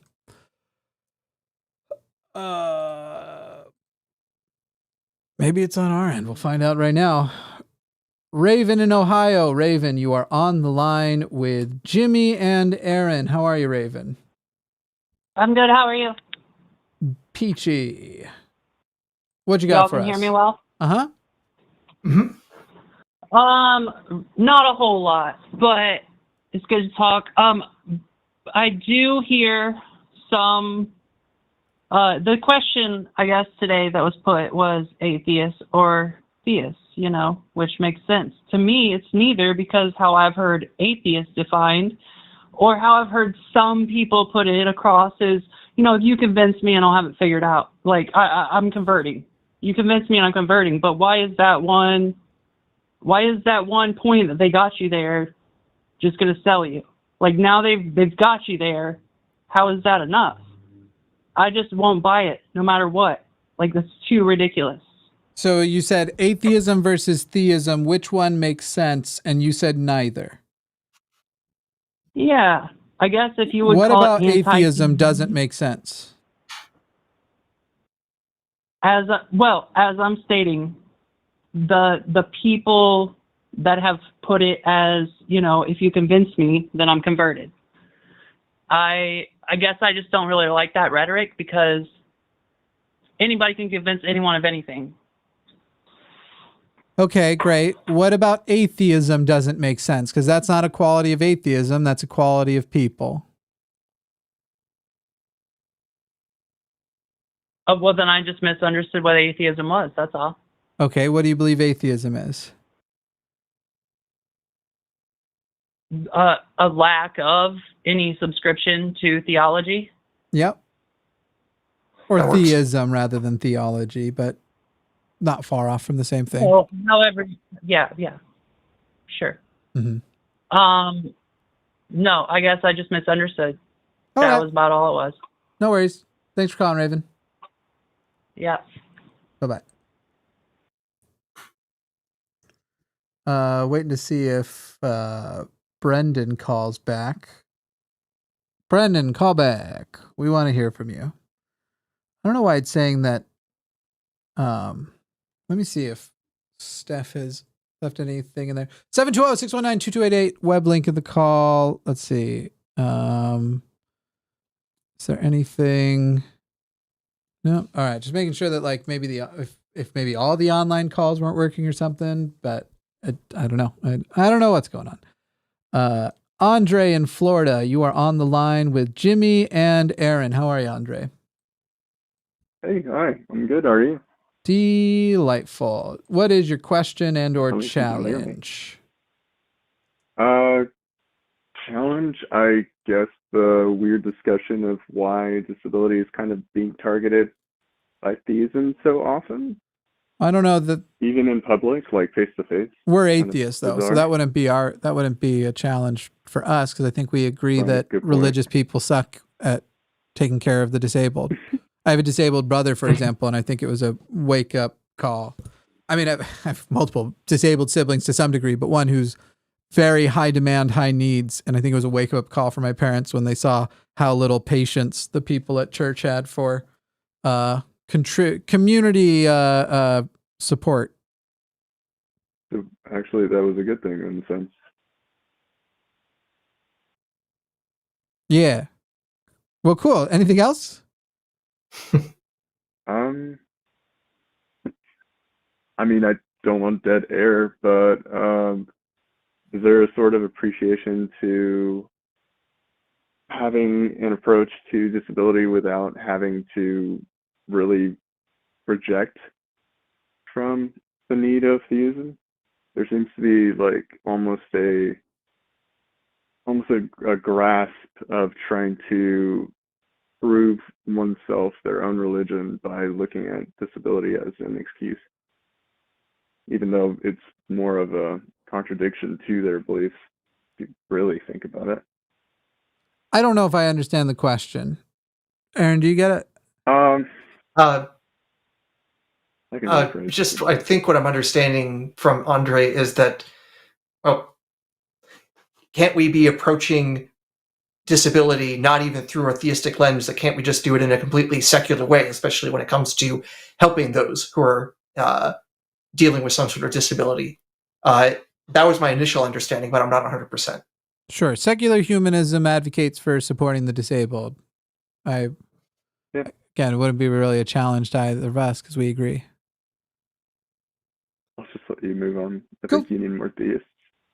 Oh, no worries. Making sure I was getting your question correct. All right, thanks, Andre. Yeah. Thanks for having me. Good luck. All right, one last time we're trying it. Rolf in the Ukraine, are you there? Are you on the line? Yes, I am so sorry. They took my electricity without asking. Okay, well, you are here now. How are you doing? I'm doing good. I mean, well, good in a sense. I am alive. Okay. All right, cool. Yeah. All right. So I'm a theist, even though I live in this stupid war. And for me, it's very hard to explain why I believe other than personal revelation. So my question is this: is personal revelation enough for me, or should it not be enough for me to have personal revelation? Describe the nature of your personal revelation. So, I got for me it was when I was receiving the Holocaust. It is I was praying, and it was giving me a feeling of excitement, passion, love in my heart. And it was for me a very important thing that happened in my life. And which religion do you feel like it confirmed for you? For me, it was Christianity. Which sect of Christianity? I'm not a member of a special sect. For me, it's personal, a personal relationship with God. Okay. Do you believe Mormonism is true? I believe that the Mormons believe that Mormonism is true. Do you believe that Mormonism is true? No. Do you believe that Mormonism is untrue? Yes. Okay. Mormons primarily tell people during the missionary process to get baptized if they have had personal revelation via the Holy Ghost, that the Holy Ghost has, through some feeling, burning in the bosom, they use a lot of things, through personal revelation has shown to them that Mormonism is true. So instead of answering to you whether or not you should believe that personal revelation is good enough, your personal revelation, I'm here to tell you that millions of people believe they had personal revelation that Mormonism is true, which you have declared you believe is untrue, that Mormonism is untrue. Should personal revelation be enough for those individuals to believe Mormonism is true? This is maybe not an answer I will especially like, but I would say yes. So you believe it is acceptable for people to believe something that is untrue if they claim personal revelation is the reason why they believe in it? Yes. Then why don't you go become a Mormon? Because it doesn't speak to me, I guess. So what value, Rolf, does personal revelation have if anybody can get confirmation of any religion with it? That is a good question. So answer it. And I haven't thought about that. Great. Do you care if what you believe in is true? Actually true, not just feels true? Oh, yeah. Okay, great. So you've acknowledged that right now you have used a method to figure out your religion is true that you acknowledge other religions use and are incorrect when they believe that it is true. Even though you think it's okay for them to believe on that basis, you still think they're wrong. Are you going to continue basing your faith on something that you have acknowledged does not get you to truth and still assert that you care if it's true or not? I guess I can't do that, no. Right. Aaron, would you like to take the call? Sorry, I'm there's spicy. two things I should say, especially with our caller. So first off, Slava Ukraine. Slava. And secondly, it is worth noting that the current adversary of Ukraine has the backing of the Russian Orthodox Church, who has actually declared the invasion of Ukraine a holy war. It's pretty clear that people will say they have a revelation and unfortunately use that to inflict what I'm going to say is some pretty terrible things to you and your fellow countrymen. So especially if you think personal revelation, religious feeling is not good enough for Mormons, it definitely should not be then good enough for the soldiers that are currently occupying Donetsk, Crimea, and elsewhere, because it's obviously causing a whole lot of trouble, and it's just not a good way to know what's true, and it sure seems like a good way to continue making life miserable for everybody. Yeah. I could not agree more. You could try. You could try by getting rid of your dogmas, for example. I appreciate that. So, okay, so if it's not personal revelation, let's say, what should be the building blocks of your belief then? Do you accept evolution? Yes. Upon what basis? Oh, I'm sorry, I'm not sure I understand. Why the do question. you? What is the not the individual things, elements? Why is it you believe in evolution? Upon what basis? Upon what foundation do you believe in evolution?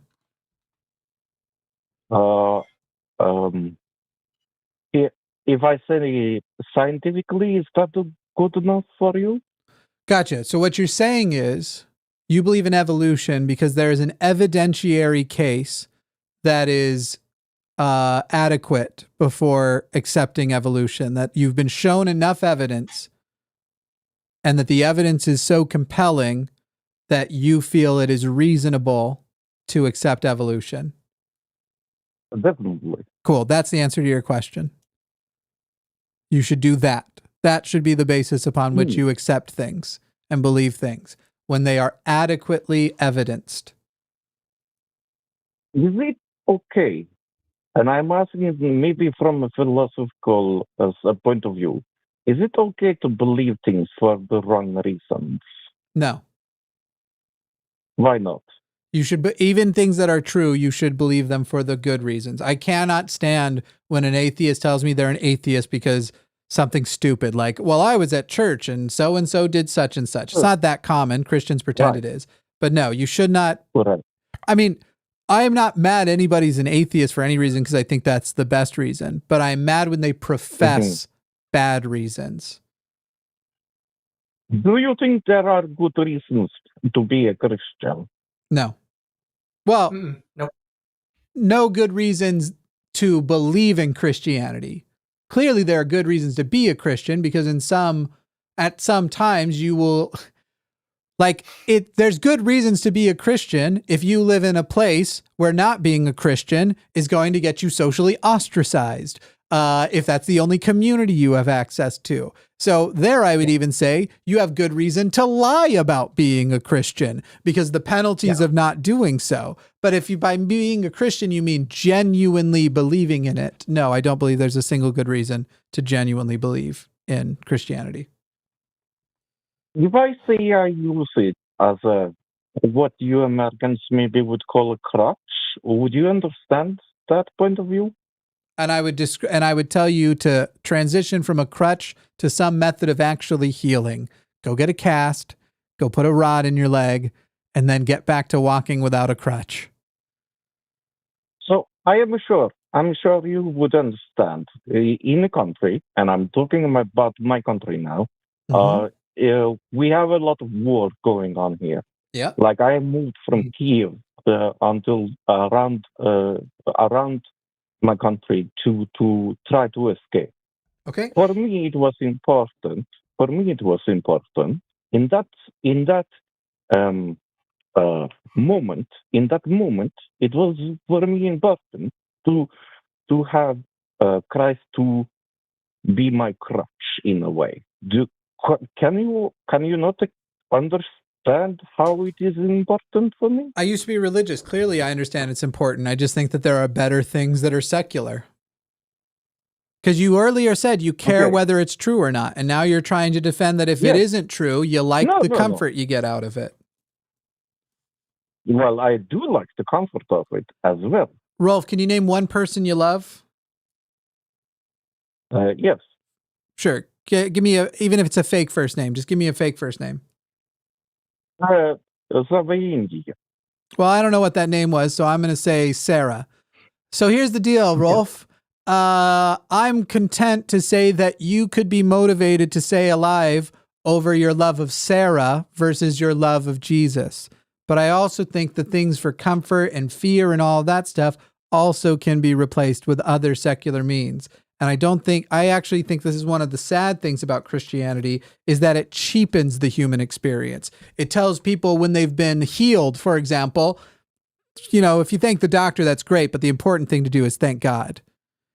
All of the training that doctor went through, everything they did to become the doctor who could heal you, that's not as important as the fact that God is giving you healing. It literally takes away from humans things they should be doing amongst themselves, but it also puts them into tremendous states of denial. So when a friend or a person you love dies, you have this sort of state of, well, they're dead, but they're not really dead. These sort of cop-outs, as opposed to like figuring out how to actually go through the stages of grief and hit acceptance. Because I'll tell you, I have yet to hear of a religious person who ever met acceptance, because for them, acceptance seems to be, well, I'm not sad anymore because I've accepted I'll see them again one day. Nope, you looped right back to denial and you're just living there. So Rolf, no, I'm not going to say that that's a good reason to believe while acknowledging that it is the reason many people believe. Okay, I understand. Tight. Can I ask one more questions before I go? Yeah. I want to, so if I should take away my religious experience, my religious belief, and you're telling me just to believe in, I guess, myself and Sarah. Also, sorry? And believe in Sarah. In Sarah, yes.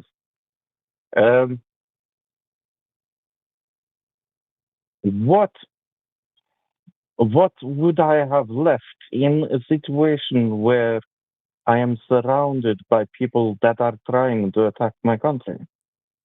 Sarah. Well, yeah, Rolf, here's the thing. If God doesn't exist, you'll have the exact same number of things you have left right now. The things you will have taken away are the untrue things that aren't really there. Aaron, by the way, you can always interrupt me. I'm worried that you think I don't want your input here. Anytime. The problem is you're saying good things. I can't interrupt a good... You got the gravy train going. I can't interrupt that. I've got this PhD moonlights as a biblical scholar in complete awe of my brilliance, everybody. You heard it here first. I almost gagged saying it. You're clever. And I am a big fan of yours. I have listened to you before. I am a big fan of yours. It's all downhill from here, Rolf. I assure you. Well, I can promise you this, that we are a group of people that listen to your show, and we find it very supporting in our time. So you have that. Thanks, Rolf. So I guess the last question I have to your last question, Rolf. Let's say God doesn't exist. If you got comfort from the belief in God, that means you got comfort from an exercise you did with your brain, correct? Yes. Do you not think that there are probably other comforting exercises one can do with their brain that don't evoke something untrue? Could you give me an example? Sure. Cognitive behavioral therapy is a thing a lot of people use for comfort. Dialectical behavior therapy is a thing people use to get past anxiety. There's lots and lots of, if you have ChatGPT 4.0, it's actually incredible at some basic psychology things. So if you literally just talk to it, you can talk to it and literally say like, hey, I'm feeling, let me try this. Let me see. Well, I'll do it another time. It can be a little long-winded, and we don't need another one of those on the show. But you can literally ask, like, I'm feeling tremendous anxiety over this situation. Can you tell me how to handle it? And sometimes you can just do a back and forth where you talk to it, and it'll affirm you. And then other times it'll be like, oh, what about consider this? Try this exercise. Try this exercise. You can literally have ChatGPT, the voice, walk you through exercises too. I do it myself sometimes. So I'll be like, hey, let's step by step the 5, 4, 3, 2, 1 anxiety exercise, and it does it. We just do it one at a time. When I was calling in, I was going to make a joke of, can I please quote something? But I was thinking that would not be a funny joke. One or two quotes a call is fine. For the record, Rolf. But yeah, I appreciate your answer. You've given me a lot to think about and pray about. So thank you. All right. I'd focus more on the thinking than the praying, but for sure. We'll talk to you later, Rolf. Okay, thank you. Yeah. Any bow you want to put on that, Aaron? Stay safe. Hell yeah. Yeah, I should have mentioned that. Now I feel inadequate. Well, it sounds like if he's gone to the western part of the country, it's at least safer. But yeah. For the moment. Safer is not the same as safe. Right. Do you have a preference on the calls that are on hold? Anything that you particularly are? I know I've done most of the talking, so I'm happy to. Yeah, so if I'm seeing things right, we got 3 atheists, so no preferences that way. Theist, call in 720-619-2288. Yeah. Link in the description. One of them here is mentioning that they're ex-Mormon, so I get the feeling that's kind of a must for you. Yeah, that's one I'll probably get excited about. Go for it. Whichever one you want. I don't care. Yeah. Let's fire away with Peyton. Cool. Peyton in Utah, you are on the line with Aaron and Jimmy. How are you?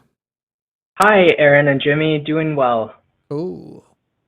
What's your question? Yeah, so I'm an ex-Mormon, and there's a trend I've observed, like, both from myself and many of my friends who are ex-religious, where like immediately after deconverting, we like moved to the right politically for a short time before eventually becoming more progressive. Like when I left Mormonism, I really leaned into like Jordan Peterson and Ben Shapiro, really loved them for some reason. And I have my own theories on why that might happen, but I'm just curious if that's like a common pattern in your experience from what you've observed. Yeah, I actually talked about it on the show Wednesday that I ended up taking over when Jim had to go because his stuff froze. It actually came up on that one. Yeah, I've noticed that it's a move to the right, but often more like not necessarily conservative republicanism, but like libertarianism level things that I've noticed the most. Yeah, and it's sort of an element of my theory about it is, and there's support for this, and it happens with some other religions. In fact, it's not uncommon with ex-Muslims also, that when you are in such a high demand church and you are having so much of you is controlled and you finally become disillusioned and you realized I fell hook, line, and sinker for a very community thorough, collective style type of ideology, that you become repulsed at first by all those others. And you get to a point of like, all right, ex-Mormons also make terrible debaters usually for several years because they're usually very volatile and shitty.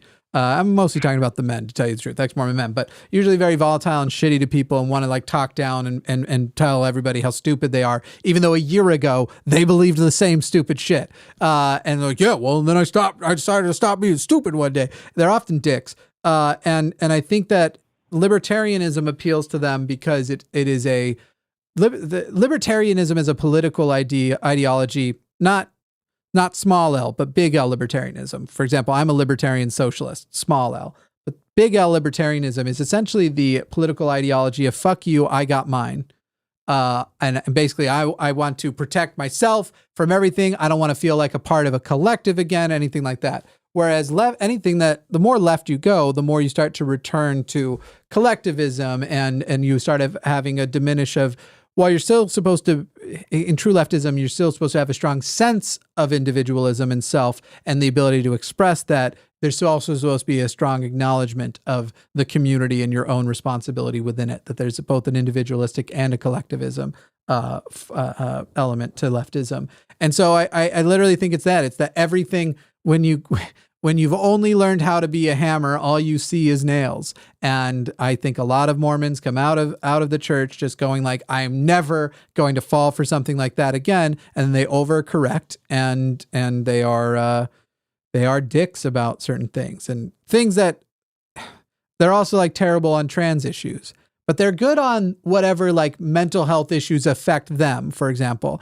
they believe depression exists. They believe anxiety exists. They believe in CPTSD because many of them are experiencing these things. But other things like identity, gender identity, which is actually more well supported than some of those others, they're like, well, you haven't proved it the way I can prove the stove is hot, not understanding that you prove psychological things differently. And so it's sort of shitty and sad. And I hope that some resources come out that help transition them from being shitty Mormons to good people, as opposed to shitty Mormons to shitty atheists, which often happens and happened with me at first. Maybe a book, I don't know. It would probably be called something like A Beginner's Guide to Religious Deconstruction, and it would probably come out in 2025. I don't know. Something like that. Something to copyright. Sorry, you go. No, go on. Hopefully I'll look forward to reading a book like that. I felt the Mormon spirit as you were talking, Jimmy, so thank you. I burned your bosom, huh? That was exactly my experience. I think also it was very easy immediately after leaving Mormonism to like try to cling to some like spokesperson who like sounded very knowledgeable and competent about things, especially because you lose out on that like just person you can look to, the prophet in leading your personal thoughts. So I think that's why people like Jordan Peterson might be very appealing as like someone you can kind of find as an anchor of how to think about the world moving forward, even though he's still, a theist. It's for some reason, the way he talks feels more like impressive than the substance of the words he's saying when you still are learning how to think critically. The irony is that I came out of Mormonism with a repulsion for hero worship also. So that particular thing never really grasped me. Hitchens, I guess, got close. I really, really admired Hitchens for a while, but I still think, I don't know, I wouldn't have described it. But yeah, the worship for the prophets to me, But I don't know why the people who leave Mormonism go, well, I want a new prophet, so I'm going to go and find someone who sounds like a throat-fucked Kermit the Frog. If I were to guess, sorry. If I were to guess, I think there's also the psychological aspect of closure, that it's pretty uncomfortable being left so uncertain and having someone who can sound confident and ground things, even if ultimately it has groundings in things that are not necessarily with Jordan Peterson, but I've seen like many atheists go down the rabbit hole of race realism and anti-Semitism and things like that, because there are these well-established narratives that people can go down and then claim that it fulfills psychologically what they needed once they had left some sort of more authoritarian form of religious systems that was just really tight in what you were going to believe and regimented in that way. I don't know personally for Mormonism, because that's not what I grew up in, but those who seem to go down those like more authoritarian right-wing versions of atheism, it seems like they're trading in, just like we said, like one prophet for another, because it seems more safe. There was just randomly blood on my hand. and I just touched my nose, and I'm trying to figure out where it comes from. But my nose doesn't. Jimmy, quit hitting yourself. Quit hitting yourself. I'm not. I almost banged my head into the desk in some earlier calls. But anyway, thank you, Peyton. Anything else before we let you go? No, thanks for talking to me. Really cool. Great to talk to you guys. Thanks. Thanks, Peyton. It's sort of alarming when just blood you don't expect shows up. Maybe I touched my... Yeah, oh, there it is. I nicked myself earlier. That's got to be... Oh, when shaving? Yeah. Using one of those Philip One's blades. I didn't bust out the cream this time. That's a disturbing sentence. I didn't like it at all. Bust out the cream. I don't like the way it sounds. I'm pretty sure this is good for a YouTube short. Jimmy, busting out the cream. Somebody make that into like a song. Bust out the cream. Something, I don't know. Why do I get the feeling that's something you could probably find on OnlyFans? Yeah. On my OnlyFans. Okay. We're probably going to cap calls here. I think there's one more theist call, but I'm waiting for it to get to the queue. I see. Screened. Yeah. But we'll speed run some of these atheist calls here. Josh in Canada, you're on the line with Aron and Jimmy. You want to present a variation of the teleological argument? Please do so. All right. So, hello? Can you hear me? You're good. All right. Yeah. Thumbs up. Yeah. So I'm an atheist. I deconstructed during COVID while I was like at Bible college, hoping to become an apologist. So I've had my fill of apologetics arguments. But while reading the Is Atheism Dead by Eric Metaxas, this one book that I got from my grandma, I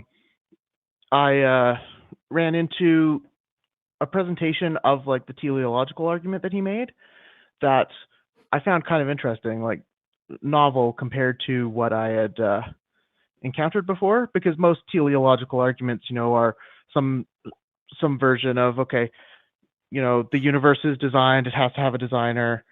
If you run into the problem of what exactly do you mean by designed, it splinters into, the universe has beauty.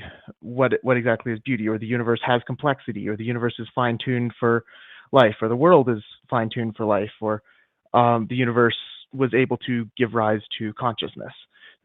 Different variations of the teleological argument, and any one of them can really be countered by, it's Josh, the way it had to be. I do this too, so I don't hold it against you. But let's just do the argument you want us to hear, rather than go through all the other ones that we already know how to debunk. Right. Yeah, go ahead. Okay, sorry. So basically, what he presents is a little bit of more like I'd say like an argument from a breadcrumb trail kind of thing. Like after life has arisen, then he argues that God has left gifts for humanity to like spur its technological progress or societal progress in general, various things, right? He makes kind of an interesting case from like the fact that the moon is placed in a certain way relative to the earth and the sun to give us eclipses was like something that God set up so that we humans could observe that, and during eclipses, observe the bending of light around the sun to confirm the theory of relativity, spur that along, or that the development of certain medicinal plants to spur the development of pharmacology, or the fact that we have a moon so that we could send people to the moon as a stepping off point towards exploring the rest of the solar system. Various ways like that. And Josh, I found it kind of interesting. This is just a fancy, cuter look at the trees argument.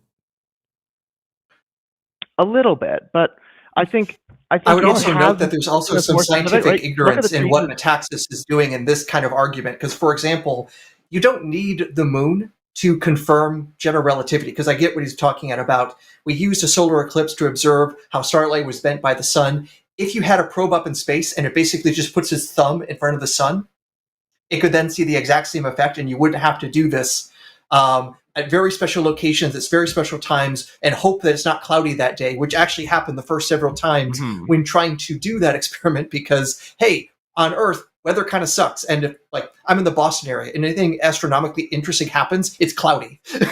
Yeah.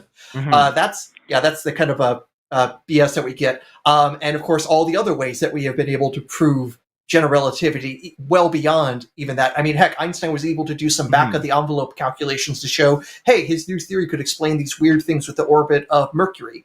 Didn't need the moon for that. So, like I say, Well, it's basically like, hey, we found something convenient. With the moon, right? They observed Mercury. Oh, sorry. Yeah, you didn't need the moon at all to see the oddities in the retrograde of Mercury's orbit. Yeah.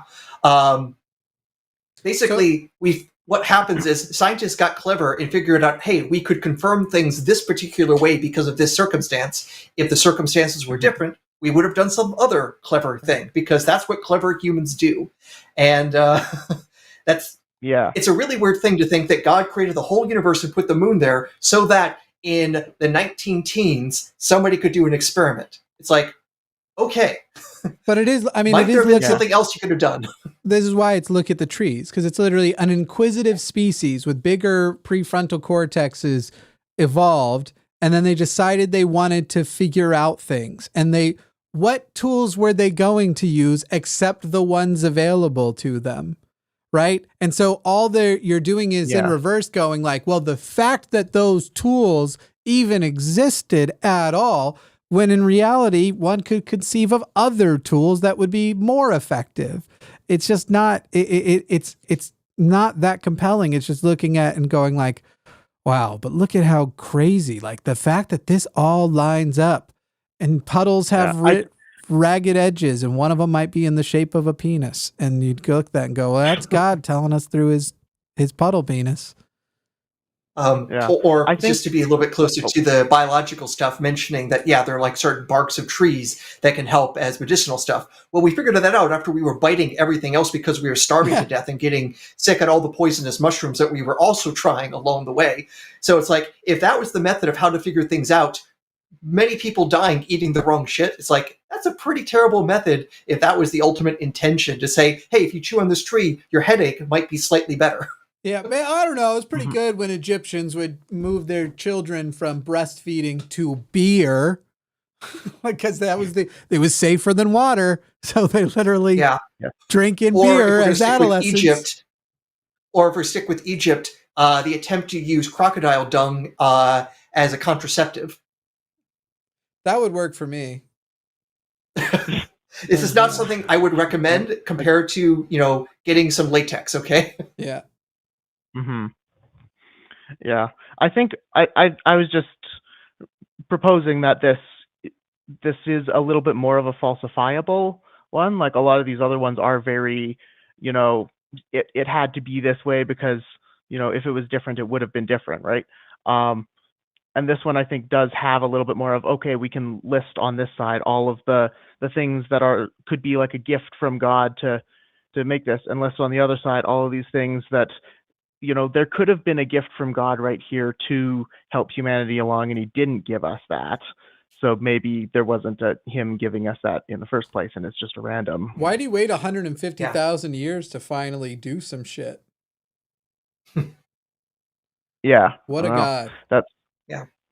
We could also come up with some pretty terrible plans that he had. So, for example, you could argue the reason we have modern capitalism is because of the Black Plague, because of what it ended up doing to Europe and affecting the salary of workers and things like that. And I would hope no one would make the argument that God created the bubonic plague because of his preference for economic systems. Yeah. Like there's a lot of interesting ways you could take that and discuss about it, and say, yeah, this doesn't really make a lot of sense. But if you start with the assumption God exists and he interacts and gives gifts to his children, it's easy to fall for. Yeah, I think this you is can make all sorts of just so apologists stories. haven't latched on to this one because it is falsifiable, but that to me would make it feel stronger that you could actually discuss it in more of a. Well, you can never falsify the claim, though, that everything that God, all of these gifts that we can't prove God's hands was in, was still a part of his plan. Like, it's still pure. completely unfalsifiable. It's yeah. In fact, to be even particular with that, Michael Behe, one of the figures in intelligent design stuff, basically argues that there is like intelligently designed stuff in the HIV virus. So God loves AIDS. And if that doesn't falsify that sort of theology, then it just shows that anything is possible on this sort of thing. And it's a just so story. And I'd rather have just so stories that actually have real evidence. Yeah. Yeah. I think, I mean, the vibe I was getting from Eric Metaxas's thing was more of like a god with socks on his hands. Like he can control where the moon is or the setup of the solar system. He's not necessarily tinkering on a personal molecular level. That sort of thing couldn't be made from this argument, but yeah, it's all good. Well, thank you for calling, if you Josh. dive into that, then, yeah. Thank you so much. See you later. Yeah. That might have felt abrupt, but I felt us getting book clubby again. I was like, let's continue onward. Yeah, we can minimize our atheist taxes for today. Marching as to war with the books of Darwin. I'm just trying to give the callers that. See, I told you they worship Darwin. You got every me. Day. Definitely. Matthew in California, a theist, is calling in to and present their argument for the existence of God. Go ahead, Matthew. Matthew in California, you're on the line with Jimmy and Aaron. Matthew, check that you're not muted. You got to make sure you didn't mute it with your face. Matthew, oh Matthew. I'll put you back in the queue and come back to you. I'll open the lines in case you need to call again, but no anybody else who tries to call. We're not taking new calls other than Matthew. But we'll see if Matthew tries to call back. I don't know if that was Matthew's. I don't know who that one is. So I'll let the call screener check on that and let us know. But in the meantime, we'll quickly talk to Brendan. And Brendan, my apologies. I hope this doesn't feel like a bait and switch. When I said you should definitely call back, and I'm glad you did. I thought you were a theist at the time. But Brendan, you are on the line with Jimmy and Aaron. How are you, Brendan? I'm very good. How are you? Delightful. Go ahead and give us your topic. So I've just got a quick question. When I talk to religious people, they give me a number of reasons why they believe. And I think the hardest one to respond to is when they say they've had spiritual experiences. And I would like to know, what are the reasons why people have those? I know sometimes it can be a hallucination, but I don't think hallucinations really happen so often to people. So what are the other actual reasons for these experiences to happen? Like, are there known psychological phenomena that cause these? Mm-hmm. So it's worth noting, when it comes to hallucinations, it's not just like the whole you're on LSD and you're seeing weird colors of dolphins and things like that. You're hallucinating right now, not noticing the blind spot in your eye, and that your brain is filling in that gap unless you're actively looking for that issue. There's all sorts of stuff about your reality that is constantly being constructed by your crazy meat computer of brain. So in many ways, hallucinations is the norm for being a human.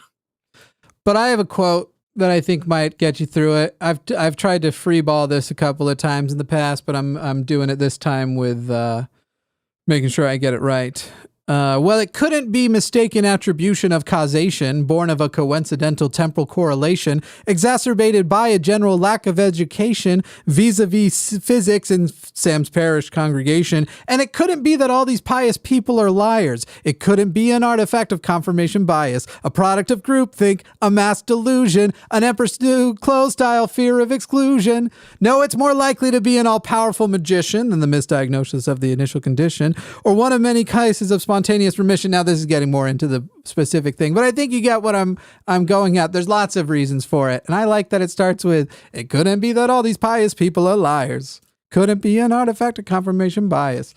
It's community priming. It's actually the very first call. Psychological priming is the main reason people think they have spiritual experiences, and then misattribution of causation, et cetera, et cetera. Okay, so yeah, I think that answers it. I'm just going to keep coming back to this video as a reference then, because I have spoken to people when they've said they've had experiences, and those experiences are so real to them. So if I come along and say, no, it's not real, that's unthinkable to them, because I can understand how it would mean so much. So for me, not that I've spoken to many religious people or tried to argue with them, but if I do, then that's the most difficult thing to respond to, in my opinion, because I know it can be very powerful for the person who's experiencing it. But thank you so much for the information. The song I was quoting is called Thank You, God by Tim Minchin, Minchin, if you want to check it out and hear the whole thing, because it's mandatory viewing for atheists. Thanks, Brendan. Yeah. I'll definitely check that out. Thank you so much. Bye-bye. Bye. Minor correction, Jimmy. The entire oeuvre of Tim Minchin, I think, is necessary reading and listening for people in our community. I mean, some of it. So now he's Broadway people. I don't know if you need to watch Matilda on Netflix, but he wrote Matilda for Broadway. I don't know if people know this. He's become an incredible Broadway writer. That's fun. The musical Matilda, obviously, not the source material. Well, who was that? Was that Roald Dahl?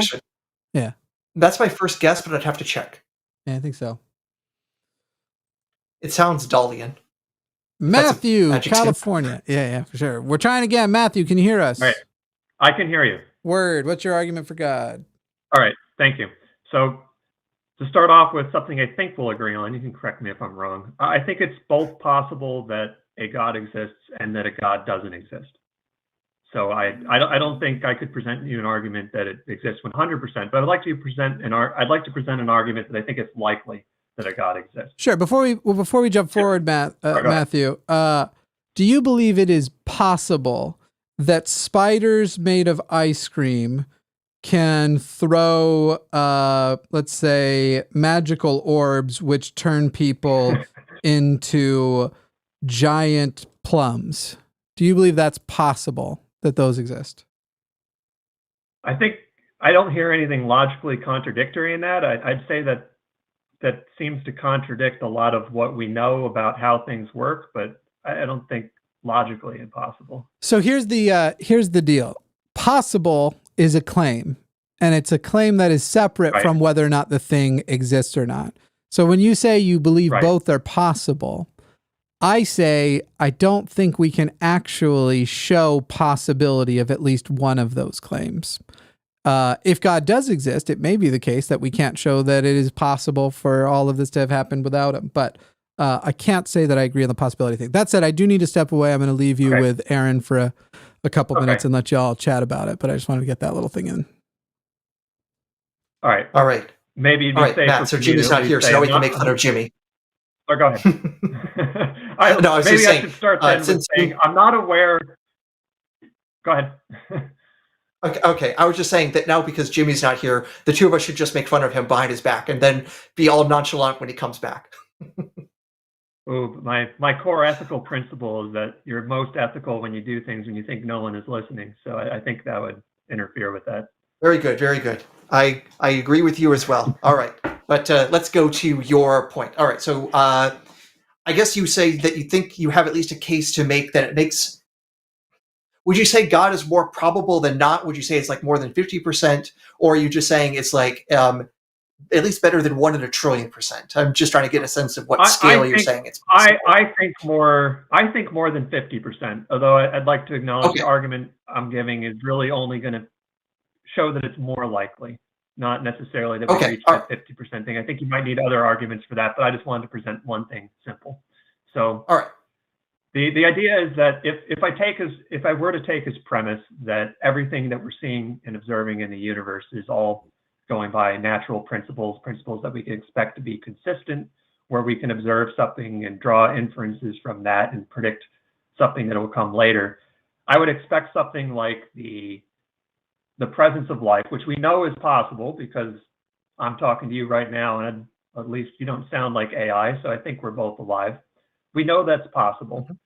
And if that were the result of natural processes, I would expect that it wouldn't just occur one time as a one-off. Now, it might be extremely rare. It could be extraordinarily rare. But the universe is also extraordinarily vast and has been around for quite a long time. So I would expect that life will have already popped up at least in some other places. And because of the age of the universe, I would expect that in some of those other places that would have had a long time to develop and reach sapience and eventually develop technology and eventually communicate with other life in the universe. And that hasn't happened, which does imply to me that there's something other than a natural process going on here. Now, I don't think God is the only possible explanation for that, but I think it's one explanation for that. Sorry for being long-winded. I tried to keep it short. No, now here's the thing. You stepped into something pretty interesting because quite literally, just last year, I wrote a book literally on this sort of subject matter about aliens and religion and theism generally, and the possibilities of interactions there. And among the things that I did was try to calculate, well, how many cosmic neighbors might we have in the Milky Way galaxy right now? And given the evidence that we have, in some ways, it's actually not that surprising that we haven't communicated with extraterrestrials because, well, the universe is pretty damn big. It's absurdly difficult even to get to the nearest star system to our own. And that is a pittance of the distance it takes to cross the Milky Way galaxy, which is just one of hundreds of billions in the observable universe. So in some ways, I would say it's not at all surprising that there's life out there and we haven't chatted with them, just because we are divided away not by walls, but just by sheer quantities of space and time between us. And I say time as well because we don't necessarily know how long the civilization sticks around before it dies out for whatever reason. Like, there's been many times that humanity has nearly killed itself because we thought it was a good idea to launch nuclear weapons on each other. If that's the case, if these civilizations live a matter of a few centuries of advanced technology, well, no wonder we haven't seen them. They went extinct millions of years ago before we even knew how to make the great weapon that was the pointy stick. So I would say it's not that unusual we haven't seen anyone. But now, conversely, let's actually talk about what we would expect on theism. So do you think the universe was created for life?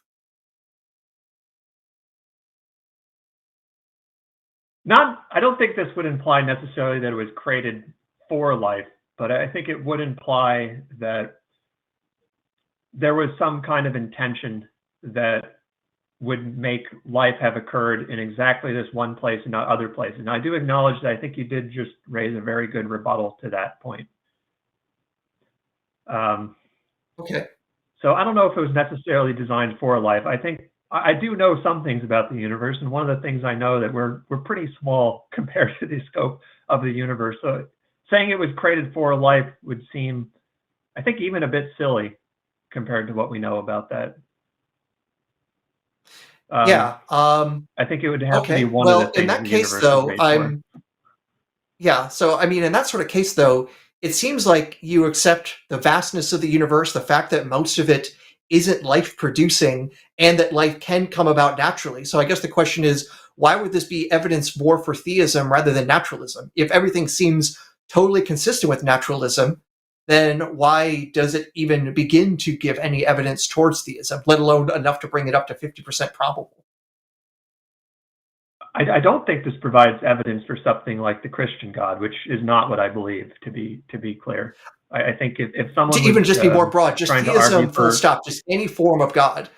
Why does it provide any evidence for supernaturalists? I don't think it would provide any evidence for a God that had their primary intent to be for life. This would have to just be one intention that was behind it. Well, in this case, it sounds like, honestly, I'm really confused when you say that this is an argument evidence for God, but it seems like you've now backed up and said this isn't evidence for a God at all. So I'm really not tracking your logic here. I think this is evidence for some intention behind the universe that intended for there to be life, given that we see life happen in exactly this one instance. So then you're saying the universe is designed to have life in it? Yes, but I don't think that's the primary intent. It couldn't be, given how much else there is there. I don't think there's anything inconsistent or even surprising that if there was intention behind the universe, that it could want more than one thing. I've heard before, I forget who said it, maybe you'll know. Someone said, if anything, the universe seems like it was fine-tuned for the existence of black holes. So, but maybe it was. Maybe the intention is that there would be black holes and that we'd have an exception where there's life in this one place. So what you mentioned there with the black holes, that actually comes from Lee Smolin, and he's not that the universe was designed for black holes.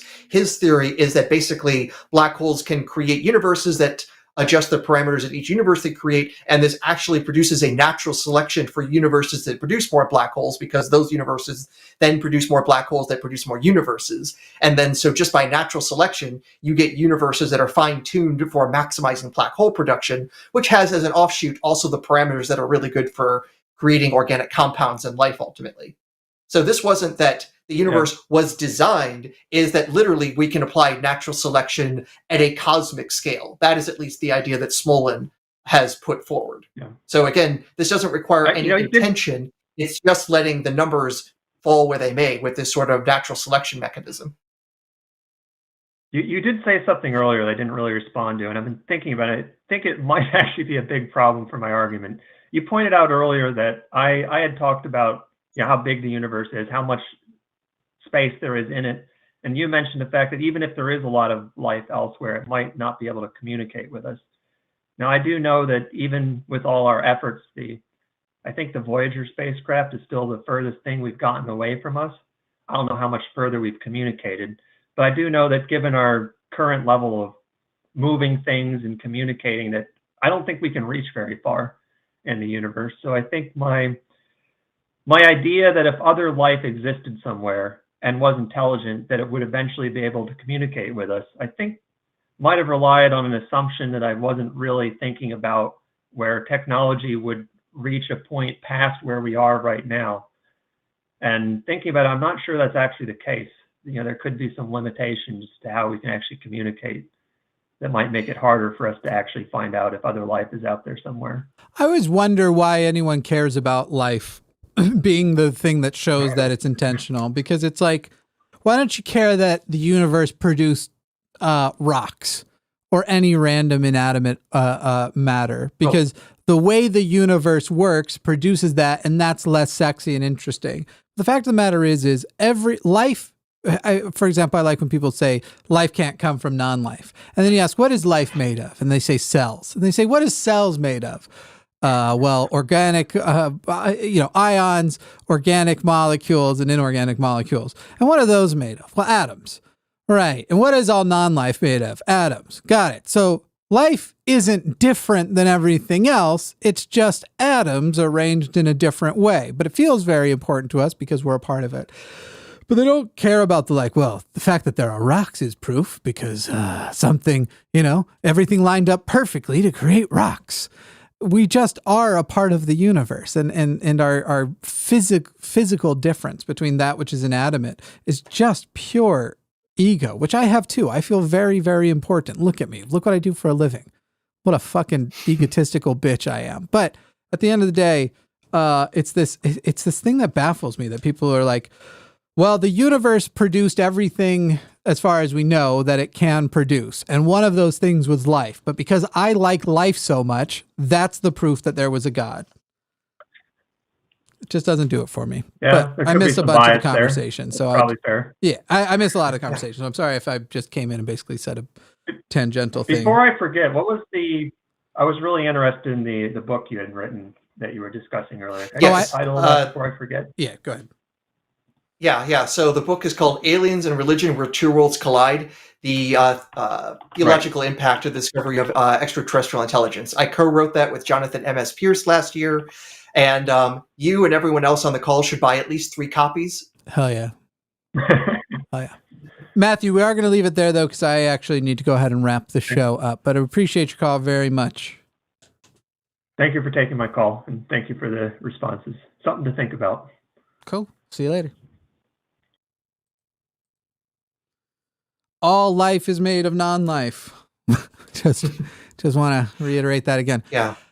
Y'all should come back tonight and watch on the Sunday show After Dark, where Paulogia will be joined by Eric of Skeptics and Scoundrels, and then be back here tomorrow when Dr. Aron Adair will return for Skeptalk and be hosting Owen Morgan of Telltale. Anything you want to share before we read this out? Well, I've already plugged a book, so it's really hard to top that other than bye. Get his book. You must. It's the law now. All right. You must buy the book. I'm going to do a little outro spiel here.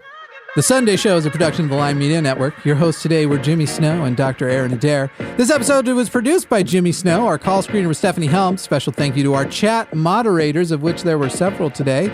Support the show at patreon.com/calltheline. I thought it would take that whole time, but it didn't. And we will get this is from Patreon.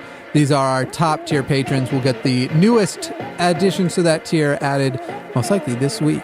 Thank you all for watching. We will see you tonight. I won't, but I hope other people do. Bye.